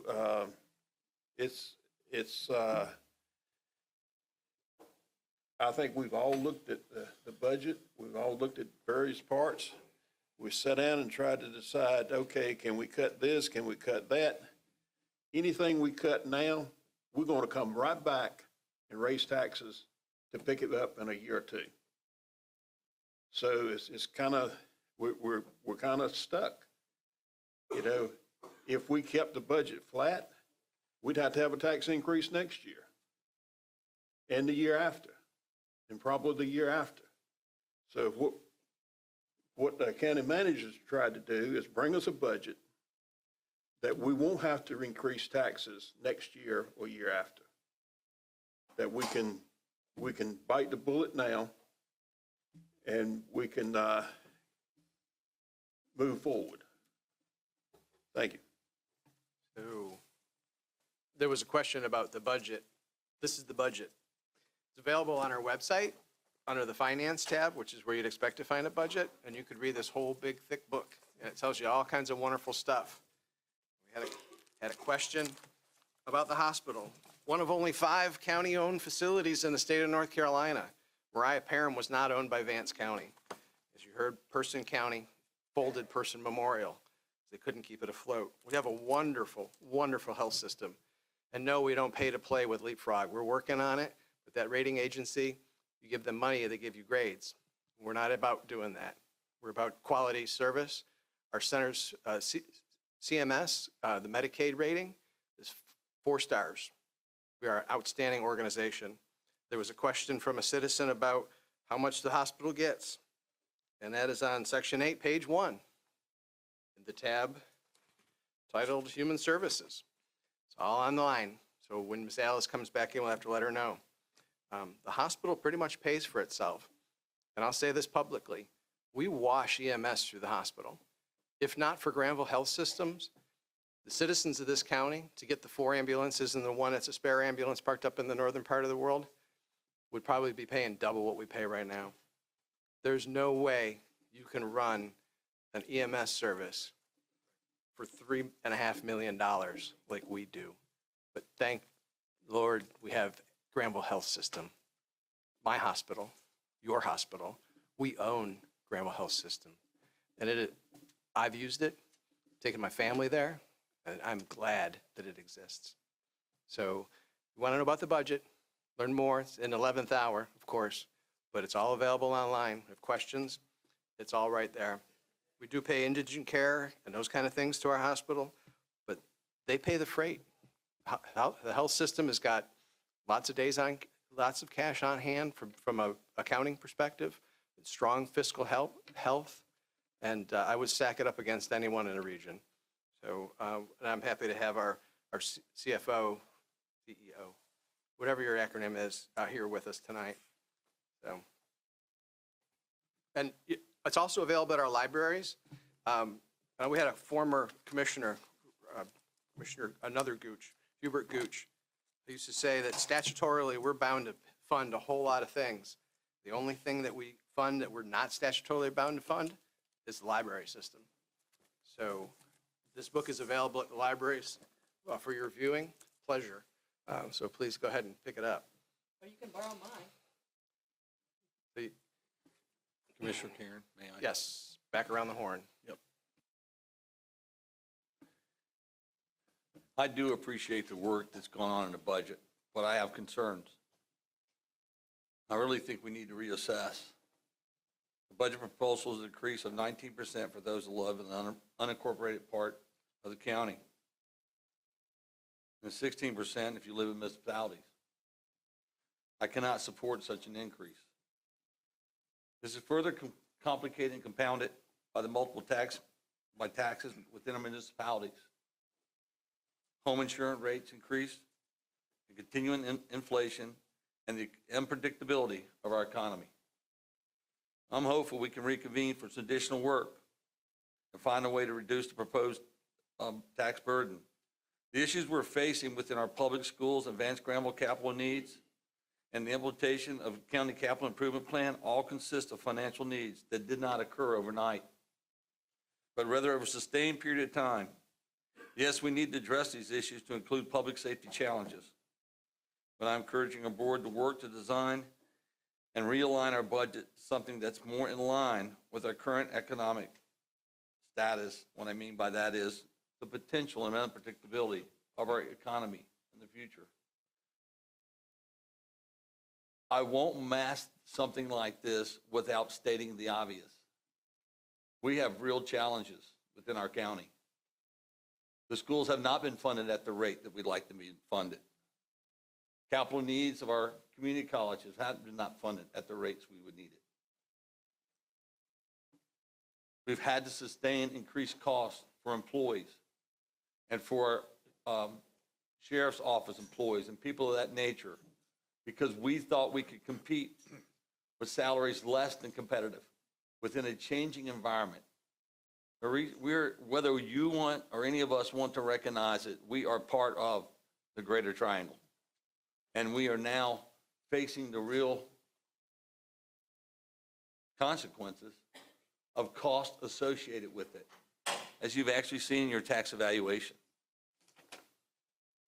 I hope our municipalities will also take the time as their tax increases or their net neutral to where they end up being is costly. You may ask why we ask the hard questions. That's exactly why. So I'm not at fault with the county commissioners' thought processes or this board's thought processes on preparing for the future, because it's here and it's coming. But I am concerned that we cannot take that bite all at one time. And we should be very careful about how we take that approach. I know that's likely not a thought of all commissioners, but that's my thought process. And I yield to you, Chairman. All right. Any board need any further clarification? We are not adopting the budget tonight. We're just having a public hearing to receive input from the public, and we appreciate you coming. And it's a difficult thing, and I'm sure that you all can understand when you want to raise one thing, you got to lower something else. And we love some of the things that we do, and we are grateful for our outside partners that we use. CARTS, for example, we've been talking about that a lot tonight. The gentleman that I replaced on this board has a plaque in a room, Mr. Pete Averett, he was one of the founding members of CARTS. This board as an organization, not the people seated at it now, believes in public transit. We wish we had around town shuttles like we do with our federal funding partners and state funding partners that we have in Oxford for the entire county. But there's no money. And where we're going to get the money is the citizens' pockets. So when one group of folks advocates for X, got to come from Y. There's no other way to do it. Unfortunately, that's just the way it is. And it would be great to have all those things that people really depend on and need. But we are doing what we do with the little bit of money that we have. And there are, some outside drivers in this budget. Medicaid hold harmless agreement, revenue side, $1 million less this year. Sales taxes are off. Folks aren't spending quite as much money. So that's another $500,000. Sounds like a little bit of money, but that's a half a penny out of your pocket. The $250,000, that's 1/3 of a cent on the tax rate. So there's lots of other things. Then a lot of semantics play into it. You hear somebody talk about, I got a $25,000 for my overtime budget. That's an increase in addition to the other $75,000. So it's $100,000. We don't like to talk about the whole story. We like to give the sound bite. We, the citizens of Granville County, own Holly, and I'll talk about that later, but it's in the budget. There's a budget CPI that we're doing for downstream planning. This is the first time that we've ever had an opportunity, thanks to our new manager, Mr. Cummings, to instead of worrying about what's going to happen tomorrow, we can try and talk about what's going to be happening in the next 10 years. I'm trying, like the Dickens, to put a premier recreational facility, which includes a senior center, the tune of, in today's dollars, about $17.7 million to honor GC Holly on that site. The citizens own that. If you would like to just see who wants to buy it, who's going to buy it? And where's that money going to go back into the coffers? The state requires, the general statute requires, if a school sells a building, it goes to offset the debt that the school holds. There's not some big giant windfall that's going to come when we sell a piece of property. We, the citizens, own it. All we're asking to do is to invest in that property. If you want us to go out and spend $20 million on a piece of property, and then we won't have any money to develop it, we can do that too. But what we're trying to do is get a piece of property that we already own as citizens of this town, in this county, and develop it and put in, again, a premier recreational facility, cradle to grave, with the bells and whistles that our citizens would have first access to, our students would have first access to, and then the rest of us could use it as well. We don't have that in Creedmoor. It doesn't exist. You've got the BAP in Butner, okay? 1 soccer field, 3 baseball diamonds. You've got the GAP located here on Belltown Road, centrally located. Board made a commitment a couple years ago to put tennis courts in there. It was a $5 million investment. We bootstrapped that property over a 20-some year period and made it as what today. The incinerator golf course that's there, the four soccer fields and 5 baseball diamonds, baseball, softball. It's a great spot. It's booked up. You wouldn't believe the amount of tax money our Tourism Development Authority brings in from hotel occupancy. But you know what sucks? So a lot of people got to stay out of county because there's not enough hotels in Granville County. We would love to have grocery stores and all those kind of things, but we're not entrepreneurs. We're county commissioners. We don't build those things. We don't take your tax money and go out and build a new grocery store. We have to get the rooftops. We provide the underlying services. We try to do public transit, but the money's got to come from somewhere. We talked a little bit about leveraging another percentage on the sales tax that we're allowed to do. But again, there's no appetite to charge our citizens more on a sales tax perspective. There's other areas we can go to the state and federal government, and we do. Trust me, we do. We've gotten appropriations from our state legislature, and thank you, Representative Salzman, for being here tonight and for the money you've already earmarked for us and the money that you're going to be giving us in the future. We're here with both hands out, asking for the betterment of our citizens, and you've done right by us so far, and I hope that you can continue to do such. So with that, any other comments? I will now declare the public hearing for the budget for fiscal year. Go ahead. Apologies. It's important people understand it. That $1 that was talked about, that's simply just to transfer the property. The reality of it is that funding was provided by the county to the Board of Education to purchase that. And at the end of the day, we're all dealing out of the same bank. Just goes to a different board here or a different board there, but ultimately it's a transfer. It's not a value. And so if that property would sell, let's say hypothetically for $50 million, all that money would have to come back immediately to debt. And so it's not like, oh, all of a sudden there's a $50 million windfall for the school system. It's not how it works. It comes back to the school debt. We have school debt on 3 schools right now, if I'm correct, of substantial amount, somewhere around $36 million that we're currently paying on now. So there's a lot of different moving pieces, as the chairman said, to a lot of different concerns we have in the county. And when you only report or talk about one, you're missing many more. And so not a question of support or not support, it's a question of doing our best to be stewards of your money. And by the way, each sitting commissioner will be assessed as you will be. So we take those decisions very serious. Thank you. Sorry, Chair. You're good. I had not wrapped the gavel. I will now declare this public hearing for the fiscal year 2024-25 budget closed. We appreciate all those who came out and spoke to it. And if you were out in the hall, I'm sorry if you missed part of the meeting.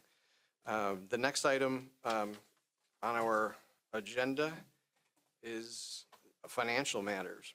It's the 24 audit contract. You'll find this, Commissioners, in page 39 of your books.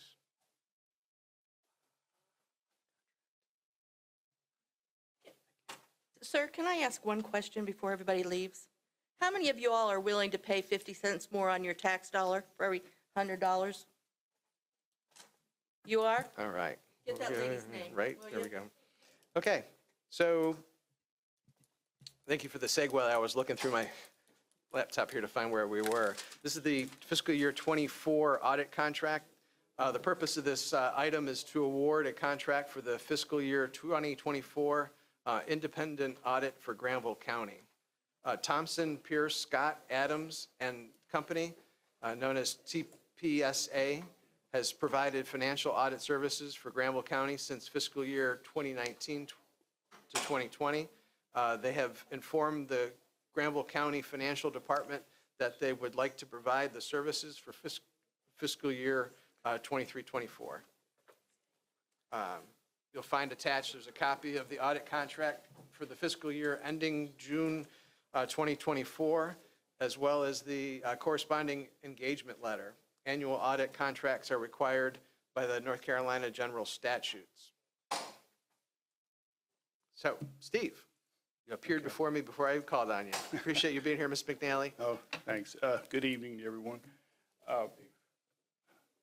The grand total of this audit for this year, what they're asking is $47,950. That's on page 46. Sorry, I thought I had that published on this page, but I'm sure you're wondering how much it was going to be. But that's comparing to last year, the total fee was $44,900, so that's about a 6.8% increase. Does the board have any questions? I do, Mr. Chair. I have a request. So last year, we got a briefing by this company at the end of the audit year. And I don't think anyone on this board was pleased with the briefing and the outcome of how it was presented. I don't know how we do this, County Manager, but I do not want this same person coming before our board to present to our board the audit, because as it was presented, it was incomprehensible to this commissioner. I say that with respect, but I think if the board was candid, they would admit that it was less than stellar. If I could make a comment, could probably get one of the senior partners to present for next year, which Stuart Hall, I believe that, or Stuart Hill was the fellow that presented the audit report last year. But I think if we get one of the senior partners, they're probably a little bit more polished. I don't want to cause any, I'm not disparaging that person, or need to know his name. I'm just stating that what we'd like to see as a board is someone that can present the audit in a way that a layperson could hear it and understand it, and when asked questions, be able to get the information that we need. Yeah. I can understand that. I make a motion, we approve. We've got a motion by Commissioner May. Second. And a second by Commissioner Williford to accept our Finance Director's recommendation for approval, the not to exceed amount of $47,950. Are there any questions on the motion? Seeing none, all those in favor signify by saying aye. Aye. Any opposed, like sign? Motion carries. Thank you.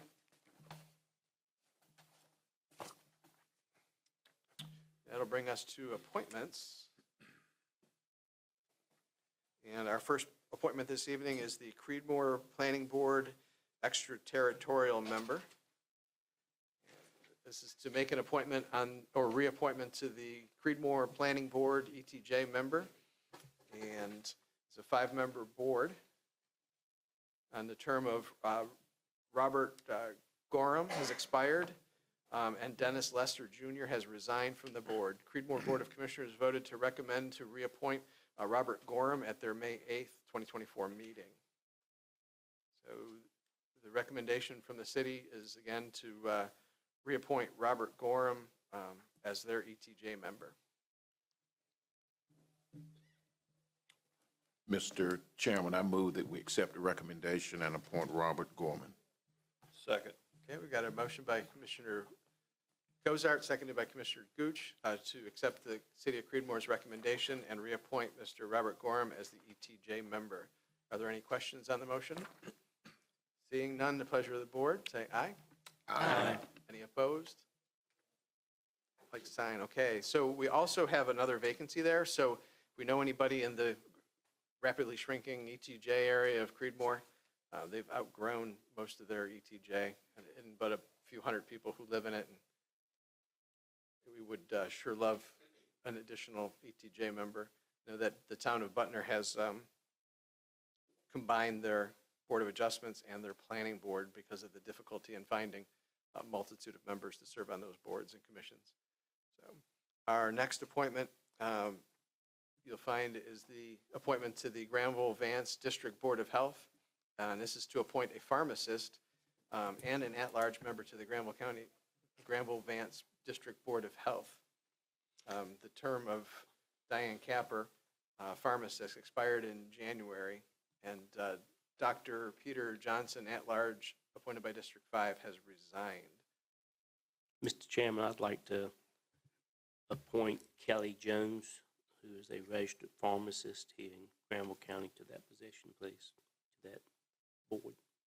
We have a motion by Commissioner Wilford to appoint pharmacist Kelly Jones to the Granville-Vance District Board of Health. Second. We got a second by Commissioner Gooch. Are there any questions on the motion? All those in favor signify by saying aye. Aye. Any opposed, like sign? Motion carries. Our next appointment is the, does anybody have the at-large? I'm sorry, I skipped it.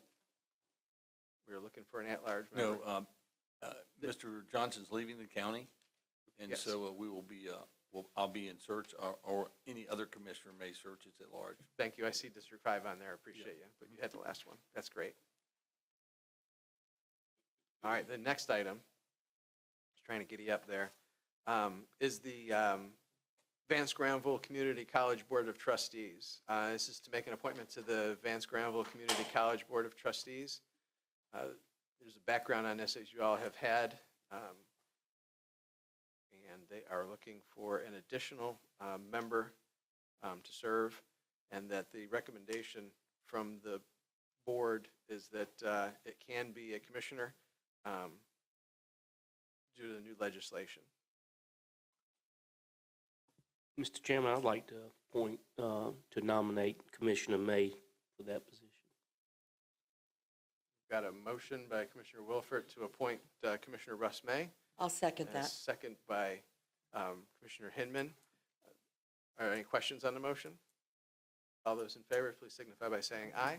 Aye. Any opposed? Motion carries. All right, that'll take us to a 5-minute bio break. My back is absolutely killing me, and I apologize. I need to stand up and stretch. So let's take a 5-minute recess here, and we'll get back with the county manager's portion of the meeting.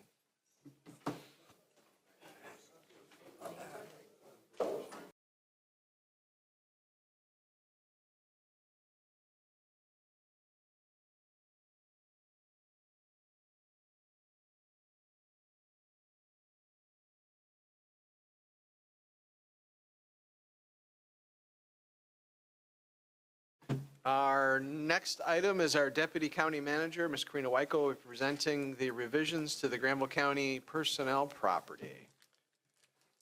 Oh, policy, I said property, caught myself. We knew what you meant. Thank you, Chairman. Good evening, Board. So periodic amendments to the personnel policy are necessary in order to address county growth, changing needs, and to provide additional clarification on specific policies or to reflect the most current employment law legislation. County Administration and Human Resources continually analyze current policy to identify where any updates or additional clarification may be needed.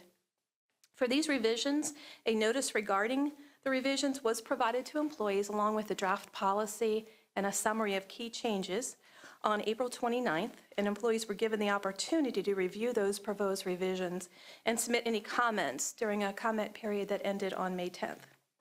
We did receive a couple of questions related to meal reimbursement, and also a couple of suggestions were made by county employees to expand the community service leave to include all recognized educational institutions beyond just the public schools. And this was changed and incorporated into the final draft in front of you this evening. Included with the agenda item are a summary of key revisions and a red line version of the proposed draft policy so that you can ensure that the changes are easily recognizable.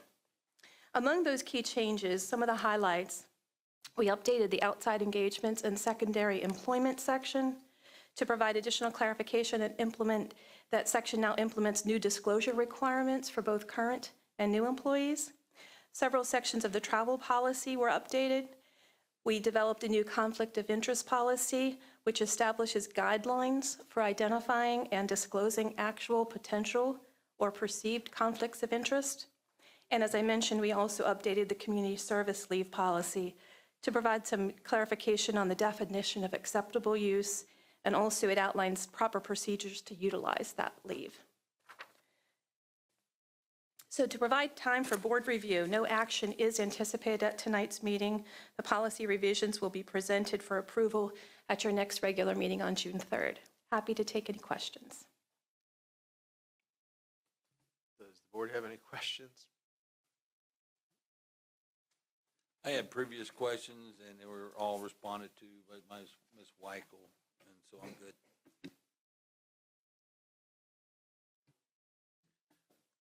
Motion to approve. We're not approving. We're just Oh. receiving it. Okay, sorry. It is that My good, bad. we are ready to do it, but we will, as you referenced, sorry, I'm paging.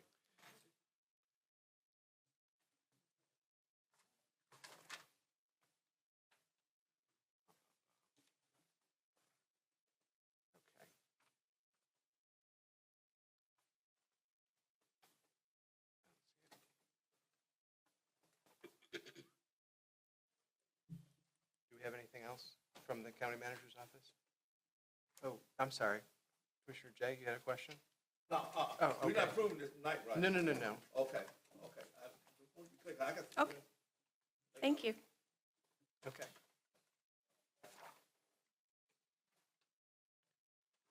Mr. Manager, do you have anything else? No further items tonight. Okay. Mr. Attorney? Thank you, Mr. Chairman.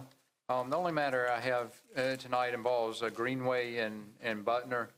Not seeing Scott here, he might be able to add if he were, but several years ago, back in the 2012 to 2013 timeframe, Granville County developed a greenway. It got I believe it was a CMAQ grant from the Department of Transportation to develop a greenway in the town of Butner. My understanding is that in practice between the parties, Butner's been maintaining that greenway anyway. They have had a bridge near the Altec property become damaged due to erosion, and as an emergency matter, they had to remove the bridge today. They are offering to rebuild the bridge and take over all maintenance of that greenway going forward, including what's likely to be the repair and possible replacement of another bridge. I think they've already committed to spend over $200,000 fixing issues with the greenway, and so they're just asking. They did what they did today as an emergency matter, as a public nuisance, because the bridge was going to wash out and possibly negatively impact Saguasa sewer infrastructure. They're just asking that the county agree to assign its rights in the greenway to Butner so that it can legally continue to spend money to fix this problem and continue to maintain the property going forward. I've spoken to county staff, and no one quite knows why the county was still holding that greenway easement to begin with. I don't think the county has any objection, or management has any objection to transferring title to Butner. I'll let Drew speak if he has any concerns. No concerns. I think maybe we did the town of Butner a favor by getting that CMAQ grant in the first place for the development of the Greenway, and I actually really appreciate them stepping up and being willing to deal with the problem that's within their corporate limits and take over kind of long-term maintenance of the easement. And so I think this is a good solution to the problem that presents itself. And so that the easements are, just for means of identification for the record, the easements are shown on the plat that's recorded at Plat Book 41, pages 33 and 34, and they're on several properties. Right. For the board's edification, I think that Butner was in its infancy at that point in time, and, you know, the CMAQ process and the planning for that greenway, which runs from East Lyon Station down along the Altec property and terminates at Pond Drive at the apartment complex there. It's Pond Drive comes out right next to the southern branch of the Granville Health System. So kind of give you an idea where it is on the ground, but I think it'd be great if the town of Butner is willing to accept those easements from the county. I move we transfer the easements to the town of Butner. I'll second that. Okay, we got a motion by Commissioner Gooch, seconded by Commissioner Hinman, that we transfer our deeded easements to the town of Butner, as referred to by our county attorney. Any further questions? All those in favor of the motion signify by saying aye. Aye. Any opposed, like sign? Motion carries. Thank you, LTEC. Well, Butner, but. But LTEC's paying for it, right? No, no, Butner's paying for it. It, Sorry. it goes next to LTEC, Okay, just for I'm a sorry. frame of reference where it I thought I goes. heard LTEC was paying for that. No, I'm sorry. no, I apologize. no. It just goes behind their property, or along it, in between it, now that they've expanded. Yep. Do you have anything else, Mr. Attorney? I don't believe so. I don't have anything else. Thank you. Okay. Presentations by board members. Mr. Cozart. Commissioner Thank you. Cozart. Thank you, Mr. Chairman. Just two quick things.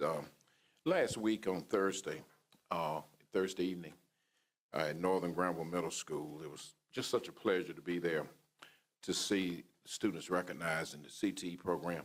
Ms. Hayes was there and with the school board. I just, it was a good feel acknowledging the accomplishments of all those students. Getting a park was difficult. It really took me back to the days my kids were in school there. So job well done, and I just think, you know, all of the trades and all of these certifications are just so wonderful for our students. The other thing I wanted to just remind everyone of is on a Thursday, I see Representative Sossaman is still here. We look forward to being at the Child Care Forum up here. I'm still wanting to say Days Inn, Ms. Deborah, but the one right there off Denner State, the hotel there. The child care industry is in somewhat of a crisis, and the one that we did in Henderson was very informative. So I like to invite everyone to come, those who are, you know, who are in that work or know people in it or know about the challenge, please come out to just be a part of listening to the challenges that we have, and we'll have someone to share the struggle, what it's like, and I think it'll be very informative to everyone. We'll have our state president, Ms. Amy Cubbage, come to share a state perspective. She's agreed to come to Oxford to be here, so really looking forward to it. The Grand, yeah, that's the new name, the Grand, right there near the interstate. So hope you'll be able to come. And finally, I'll say to you, to this board, that while it may just be a grain of sand in the budget that the county has, but the amount of money that you give to support this, I always tell people you have to sell a lot of hot dogs to get that kind of money. And while it might be a little bit in our budget, but I do appreciate this board's support. Thank you so much, Mr. Chairman. Okay, thank you, Commissioner Cozart. Commissioner May? Good evening on a happier note tonight. I too attended the CTE graduation and I'm continuously impressed with what our schools are doing. And, you know, I wish, as I spoke with Representative Sossaman many times, I'm really hoping that through DPI and through our legislature and through other Council of State, School Superintendent's Office, can really think about the impact that legislation has on our local school districts and how our local school districts then have to do the things they do. At the same time, I'm really hoping that there can be some mindsets to where they can start adapting some of the things that are working. There's some really great things going on in all our schools. And when I say public schools, I also mean our charter schools. And so we need to stay focused on that, and hopefully we'll see some brighter days for all our schools. Planning board meeting was very informative. Mr. Baker continues to impress. Had very good meeting, and I think they'll be bringing at some point a text amendment regarding solar farms. At the same time, I hope we'll have a robust discussion, and that discussion will include a lot of information. I understand Environmental Affairs Committee brought forth some recommendations. I really, county manager, want to make sure that those recommendations are something that is listened to as part of when we get the recommendation, Mr. Baker, because I believe there were some really valuable input there. And one last matter that seems to have gone away, but I want to make sure it's not gone away. This board is continues to and will continue to work with our legislatures in regards to the groundwater scarcity concerns that our folks in the southern end of the county have. And so we met on April 29th with our legislators, and we again, through council, are sending out through our legislators additional rebuttal to DEQ. And the bottom line is that if we have a water scarcity problem, then tell us and do something about it and go out there and conduct a study, or then come back to us and tell us that there's not an issue. And that if there's issues between the community wells and DHSS, then we're going to lean to our legislators to push and see what they can do to legislatively work through that process. But this board has not stopped inquiring and making pushbacks. I think Mr. Wren's office has done an excellent job in reviewing legislation, crafting appropriate correspondence, and hopefully through the process and this next step was Representative Sossman and Senator Bodie, along with the recommendations from our county attorney, we can again get some concrete and clarity from DEQ. They owe it to our county. They owe it to our residents of our county. And so we're not asking, we're demanding. And of course, that doesn't mean they're going to do anything, but you know what, we're going to keep pushing. So anything you do, Representative Sossman, in that regard, this board has great appreciation for it. But as you know, from a legal perspective, this board has really done as much as it can do because we don't have the legislative authority in regards to DEQ or DHSS. So thank you. Commissioner Gooch. Thank you. Just want to say I appreciate everyone coming out tonight, even the ones that's left. We thank you for being here. And we appreciate the robust discussion and everybody expressing their opinion. I hope we've been able to give people facts that dispels some of the beliefs, but I'm sure it's not going to change anybody's opinion on social media. Does anybody remember back when we first started the internet, back in, I think it's in the 90s? It was supposed to make everybody so much smarter because you could go and find information anywhere on anything. And then social media comes along and nobody does any research anymore. You have one person states an opinion, another one agrees with it, then it becomes a fact. And facts don't seem to matter. It's all about opinions and about how you feel about something. So hopefully we made a difference tonight, but I doubt it when it comes to social media. Thank you. Have a good night. Commissioner Jay. Thank you, Mr. Chairman. Just like to say, a few weeks ago, we had, well, the first of the month, we had our district meeting here, and I don't know which one of the staff members that said something about trash. It key to note. So our association is looking into trying to find a way to try to get some money, some part put through that we may get some money for our trashy roads and stuff. Also, just like to let everyone know that Virtual Island is having their Summerfest parade start at 11 o'clock. Lineup start at 10:30 on Saturday. Please let me know whether you're coming or going or not. So, hey.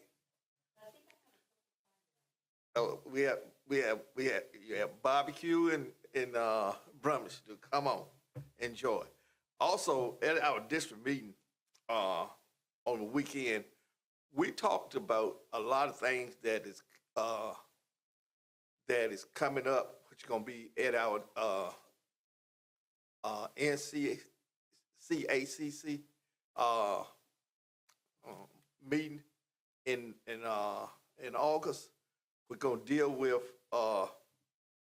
just one more chance, just one more thing.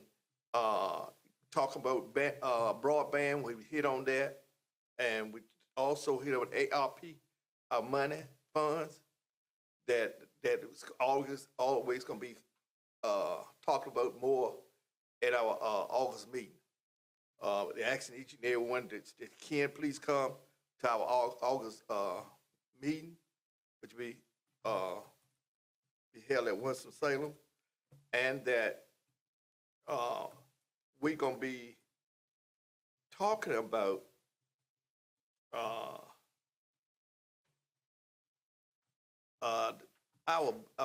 little bit more about our finance, which is North Carolina Association of County Commissioners is doing good, and is on solid ground with their funds and everything. And with that said, Mr. Chairman, that's it. Thank you. Thank you, Commissioner Jay, for the update from the North Carolina Association of County Commissioners and other things local. All right, next we've got Commissioner Wilford. I would like to thank everyone for coming out tonight. I know it's a lot of spirited conversation. My second budget, and it's tough. It's hard. It really is. I think a lot of thought has gone into it, and a lot more thought will continue to go into it. Also, the Stovall Fun Day was Saturday, and they had postponed it due to weather till June the 8th. So put that on your calendar. And other than that, that's all I have tonight, Mr. Chairman. Commissioner Hinman? Well, first of all, I'd like to say this last Saturday, Commissioner May and I both went to the 100th anniversary of the former Gooch Memorial Primitive Baptist Church, and it's now the Agape Worship Center. And I learned a lot of history about that church. It was awesome to hear about it, to hear how there was never music in there, and now there's plenty of music rocking and rolling, and it was awesome. And it was really great to see all those people there. That was all I had planned to say today until. And once this meeting got started, I decided maybe there were some other things I needed to voice because of all the people that stayed and listened about it. So today I've heard from people that wanted to know why we weren't giving the Sheriff's Department or office all the money they wanted or needed. I also heard from the school department wanting to know why the school department wasn't getting all the money that they wanted or needed. That's tax money. Why didn't we pay DSS department more money to pay employees to work on this, the stuff that they have to do? Why aren't we providing more money to carts to make more routes? And provide money to the house the homeless? We just provide more money. My question is, why isn't there more money to pay the librarians? We need to pay them more. We've heard an appeal before the meeting on a tax appraisal. It's too much. You're raising our taxes too much. I've talked to a gentleman who did not agree with the tax amount. And buying Holly Middle School for $1, which would cost us almost $2 million to tear it down and to turn it into a wonderful park recreation area. And who's going to pay for that? And the building's only falling apart, so, we should not take it from the school. And let's see, we need to locate more money for the schools. And, another page. And we need to put the meetings online. That won't cost much for the equipment. We should just do that. That will make things work. Find more money for SROs. Oh, but there's none out there to hire. But find more money and get them. Oh, and by the way, the young man who does not want his taxes increased didn't forget to increase a lot of his wants. And how many of you are willing to pay? Oh, another 50 cents on the 100 to find everything you want funded. Oh, but don't raise my taxes. Oh, check my wells. See how long they're going to last, but don't raise my taxes. Give the hospital more money so they can have another ambulance, but don't raise my taxes. Put another clock in here. Don't raise my taxes. That's all I have, sir. Thank you, Commissioner Hinman. That's a tough act to follow. So I see that we've got a school board member toughing it out over there in a corner, hiding in the wings. I just wanted to give credit where credit is due on this one. And I've tried to stay somewhat out of the fray on the Holly question. I know there's a national association now that's got a change.org petition. Change.org is nothing more than a data gathering company that takes your data and uses it to their benefit. Those petitions, they don't, I suppose if you print it on paper, it wouldn't be worth the paper it's printed on. The trackability of that, to find out if it's actually local people, if they're people that live in the district, who signs those things, everywhere from the entire planet has an opportunity to sign those things.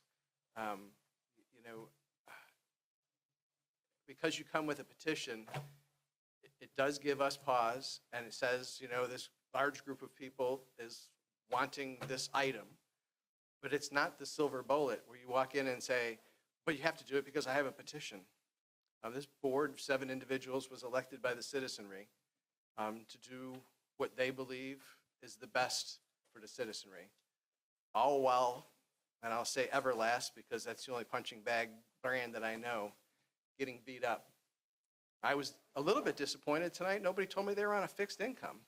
I was ready to pull out the Social Security Administration COLA list and talk about how the fact that even Social Security gives additional COLA has, for the last 4 years, is 19%. Does not keep up with inflation. I suppose what you would say normally is not I'm on a fixed income, but I have lost the additional income earning ability. But anybody can go out and get a second or third or a fourth job. It pains me to raise people's taxes. I have not done it in 7 years. Okay, so it's been a long time. In the revaluation process, we were told by the state that, hey, your numbers are getting out of whack. The markets have gone crazy. The 2018 numbers that you have on the books for your valuation is not what real property is worth anymore. So we've gone out, we hired a firm. Was it a perfect process? No. We found a typo. We replaced the 4 pages that we found in the typo. I was handed a pamphlet the other day, and on the very front page of a 3-page pamphlet was a typo with an incorrect stated email address. So people make mistakes. I make mistakes all the time. Don't tell my wife because she thinks I'm perfect. But I'm just joking about that. She knows all my mistakes. But she's always right, which is awesome. But again, back to the school board. This Danielle Hayes that stuck around with us for District 5. I have seen an amazing transformation since she's been on that board. Just sitting down to the table to talk about this Holly deal. And again, this is like, you know, a spouse buying a piece of property from their spouse when they're still happily married. It's common money. It is a transfer, as Commissioner May said, just to satisfy the legal books. If they were to go out and sell it, the windfall would come right back into the coffers. That would be back into the bank and pay debt service. It would still benefit the citizens of Creedmoor, or excuse me, citizens of Granville County. Locating a premier recreational facility in southern Granville County with the name of GC Holly on it is my mission at this point in my career. I really, really want an aquatic center. And the reason I can't put a huge industrial, a huge recreational facility out in Wake Forest or Youngsville is because we already have leakage. If you're going to take Johnny and Sally to a soccer game or practice, and you got to pop over to the grocery store to get the kids something to eat, and you're 5 minutes from Youngsville, guess where you're going to go spend your money? In Youngsville. That's not in Granville County. The town of Youngsville is not in Granville County. If you're going to go to the Harris Theater on US 1 because it's 5 minutes from the recreational complex, you're not spending your money here. Putting it centrally located near Highway 56, near Highway 85, in Creedmoor, where there's water and sewer capacity available for that because it's coming from an old school system, makes perfect sense. You can go to the restaurants in town. You can go to the Food Lion right there in town. It makes perfect sense. If you're going to get in your car and drive from your house to the soccer field that's a mile away, if you're going to get in your car and drive to the soccer field that's 5 miles away, it's a net sum game. It's a perfect location in the southern end for a premier park and recreation. We've got a deal with the city of Creedmoor where we've got a 10-year use of a facility that we invested a small amount of money in. It is out of capacity. The city of Creedmoor's recreational center is out of capacity. Things are growing, things are changing. We're going to need a new senior center in the southern end. I want to de-silo it and call it a cradle to grave center, but that name is not sticking yet. I'm trying really hard to get it to. There's no reason that it has to be just for our seniors. It should be for everybody. Community center, right? So that's what I'm trying to do. There's no malice or ill intent. I don't want to harm anybody from a generation gone by that has a national association when that school was served a different purpose that wasn't part of my legacy, was not part of my who I am. I moved here 26 years ago now, all right? I'm a northerner at birth, a Southerner at heart. Can't get me to go back there to visit my own family that are still there, okay? I'm also a Republican.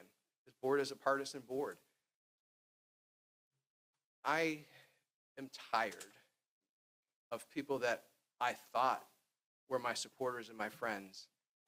When you say, I've done this for you, I've done this for you, I've done that for you, got your roads taken over by NCDOT, they turn around and say, well, what are you going to do for me now? What are you going to do for me tomorrow? What are you going to do for me now? What are you going to do for me tomorrow? Don't raise my taxes, right? So I appreciate the folks that came out. I really appreciate the folks that stayed. I know we had Don and Paul and a guy named Chris at the end of our last meeting. I think you might have been in a different seat, maybe by one. I think Paul was in the same spot, though. So I realize it's late, and people got jobs. Some of us do, some of us don't. We want to be with our families. It's a big commitment to come here and watch a bunch of clowns on the stage, right? That's what I know people are thinking. But I tell you what, run for office. Put some signs out on the side of the road. There's some signs right now in Oxford for a candidate that's running for a fall election in violation of the general statutes that regulate elections. But we should vote for him because he's willing to violate that statute. What else is he going to violate? Should keep an eye on what people are doing. You know, and vote for the guy who's going to tell you, I'm not going to raise your taxes, I'm going to find all kinds of free money, and I'm going to do this, and I'm going to do that. It's not my power to do it, but you vote for me, and I'll figure out a way to get her done. So it's good that you all are here, and I appreciate you. I know we've got a whole bunch of staff, and you're on the clock, so I'm going to try and stop talking here, but I want to come back to elected officials. Every once in a while, somebody says thank you, and that's awesome. But a whole lot of times, people want to say, you know, my neighbor's dog is barking and pooping on my grass. What are you going to do about it? So I guess you call the neighbor up and say, hey, your neighbor's got a problem with your dog relieving themselves on their lawn. Could you please, like, go talk to your neighbor? And that is probably one of the biggest things that I have to do as a county commissioner is deal with citizens who don't know how to speak to their neighbors about things, and they want me to solve their problem. Okay, so there's a lot of stuff that we do as a board of commissioners that isn't really in our wheelhouse. You know, picking up trash on the side of roads, NCDOT, right? Paving roads, NCDOT. Cutting the grass. I think it's personal responsibility if you own property that you keep your ditches mowed. But people think if it's the right of way, that it's somebody else's problem. So there is a whole lot of stuff that if we just came together and pulled and did, we could probably solve some things. Like picking up your own property's worth of trash on the side of the road. I know other people threw it there and it's not yours, but you know, I mean, you ride around and you see some areas where the yards are mowed perfectly up to the roads and everything looks good, and you look at other places where the branches are ticking the windows. And, you know, again, don't call your county commissioner on that, please. It's NCDOT. You know, there's a form, you can report a pothole. And I really appreciate one of our audience members tonight pointed out something that was inadequate on our website. And I'm going to make sure we try and take a look at it and fix it. And I want to say thank you. And you're looking down, there you go. Thank you for pointing out things that are in our control and that we may not have seen. I don't check the website every single day, you know, and I applaud you for bringing it forward. So thank you. But I'll shut up now because it's late. Well, and I'm Mr. tired. Chairman, I do have one more thing I My need to back say. is killing me. So there's lots going on now from a school's perspective, graduations, you know, and celebrations. I'm going through them too. Going to be out of town for another Friday night, Thursday. So Representative Salzman, I apologize. I have to miss your thing again. But you know, we hear about food deserts once in a while, but childcare, it's a mortgage if you want to have children. But don't listen to that kicker that was on some graduation ceremony talking about what a wonderful gift it is for a woman to be a wife and a mother, because that's just crazy. But you had something else, Ms. Sanders? Yes, sir, I did. I heard this evening that also C.G. Holly is a historical school. I mean, it's a black school. Well, last time we did the tour, I asked 4 separate times, which is the oldest part of this building, so we could preserve it. It was built in 1968. That makes me historical, and almost everybody on this board. Did you know you're historical? I didn't know I was. That was all I had to say. Mr. Chair? Yes. Go ahead. is there any way that we can put the dates of COTS meeting on our website? We can put anything we want on our website. I think the request was for CARTS to put it on CARTS' website, which I made a note to check in with Mr. Cantor about, but I do think there's a public interest in making sure people know when those meetings are. So I'll check on that tomorrow. Okay, please do. I'm gonna try to get it out there so everybody can know what time. Right. And where. Mr. Chair, if I could, one last thing here. Comment came up tonight about fire departments not being pleased with their funding. This board approved a fire tax a few years back. We are one of 3 counties in North Carolina not to have a fire tax. Our volunteer fire departments, many of them were operating on about 60, 70, sometimes $80,000 a year. That's what they had to do. And out of that money, they had to make truck payments, buy trucks, buy air packs. Air packs cost about $7,000. Turnout gear cost about $3,000. It cost about $10,000 to equip one firefighter. Our volunteer fire departments were out doing fundraisers and doing all these special things. Well, guess what? Our volunteer firefighters no longer work in the tobacco fields. They have to travel long distances to come to these calls. And during the day, most of our volunteer firefighters are not in Granville County. So we set aside a fire tax. And so this year, the volunteer fire departments will receive more funding than they ever received. And we still have volunteer fire departments that have trucks that they need to buy in order to meet their ISO ratings, in order to get a lower insurance rating to lower your home insurance policy. So there's been a lot of commitments made by this board. And I know it's on the back of the taxpayer. And I acknowledge that because I'm a taxpayer. But I also know that a $20 bill and a boot and buying Brunswick stew once a year doesn't pay for a $1 million fire truck. Thank you. Okay. Are there any other matters to come before this board? Seeing none, we have a motion for adjournment. Second. We've got a motion by Commissioner Jay, seconded by Commissioner Gooch for an adjournment. Are there any questions on the motion? All those in favor of the motion, please say aye. Aye. Any opposed? Like sign. Motion carries. Thank you all for sticking around tonight and putting up with this.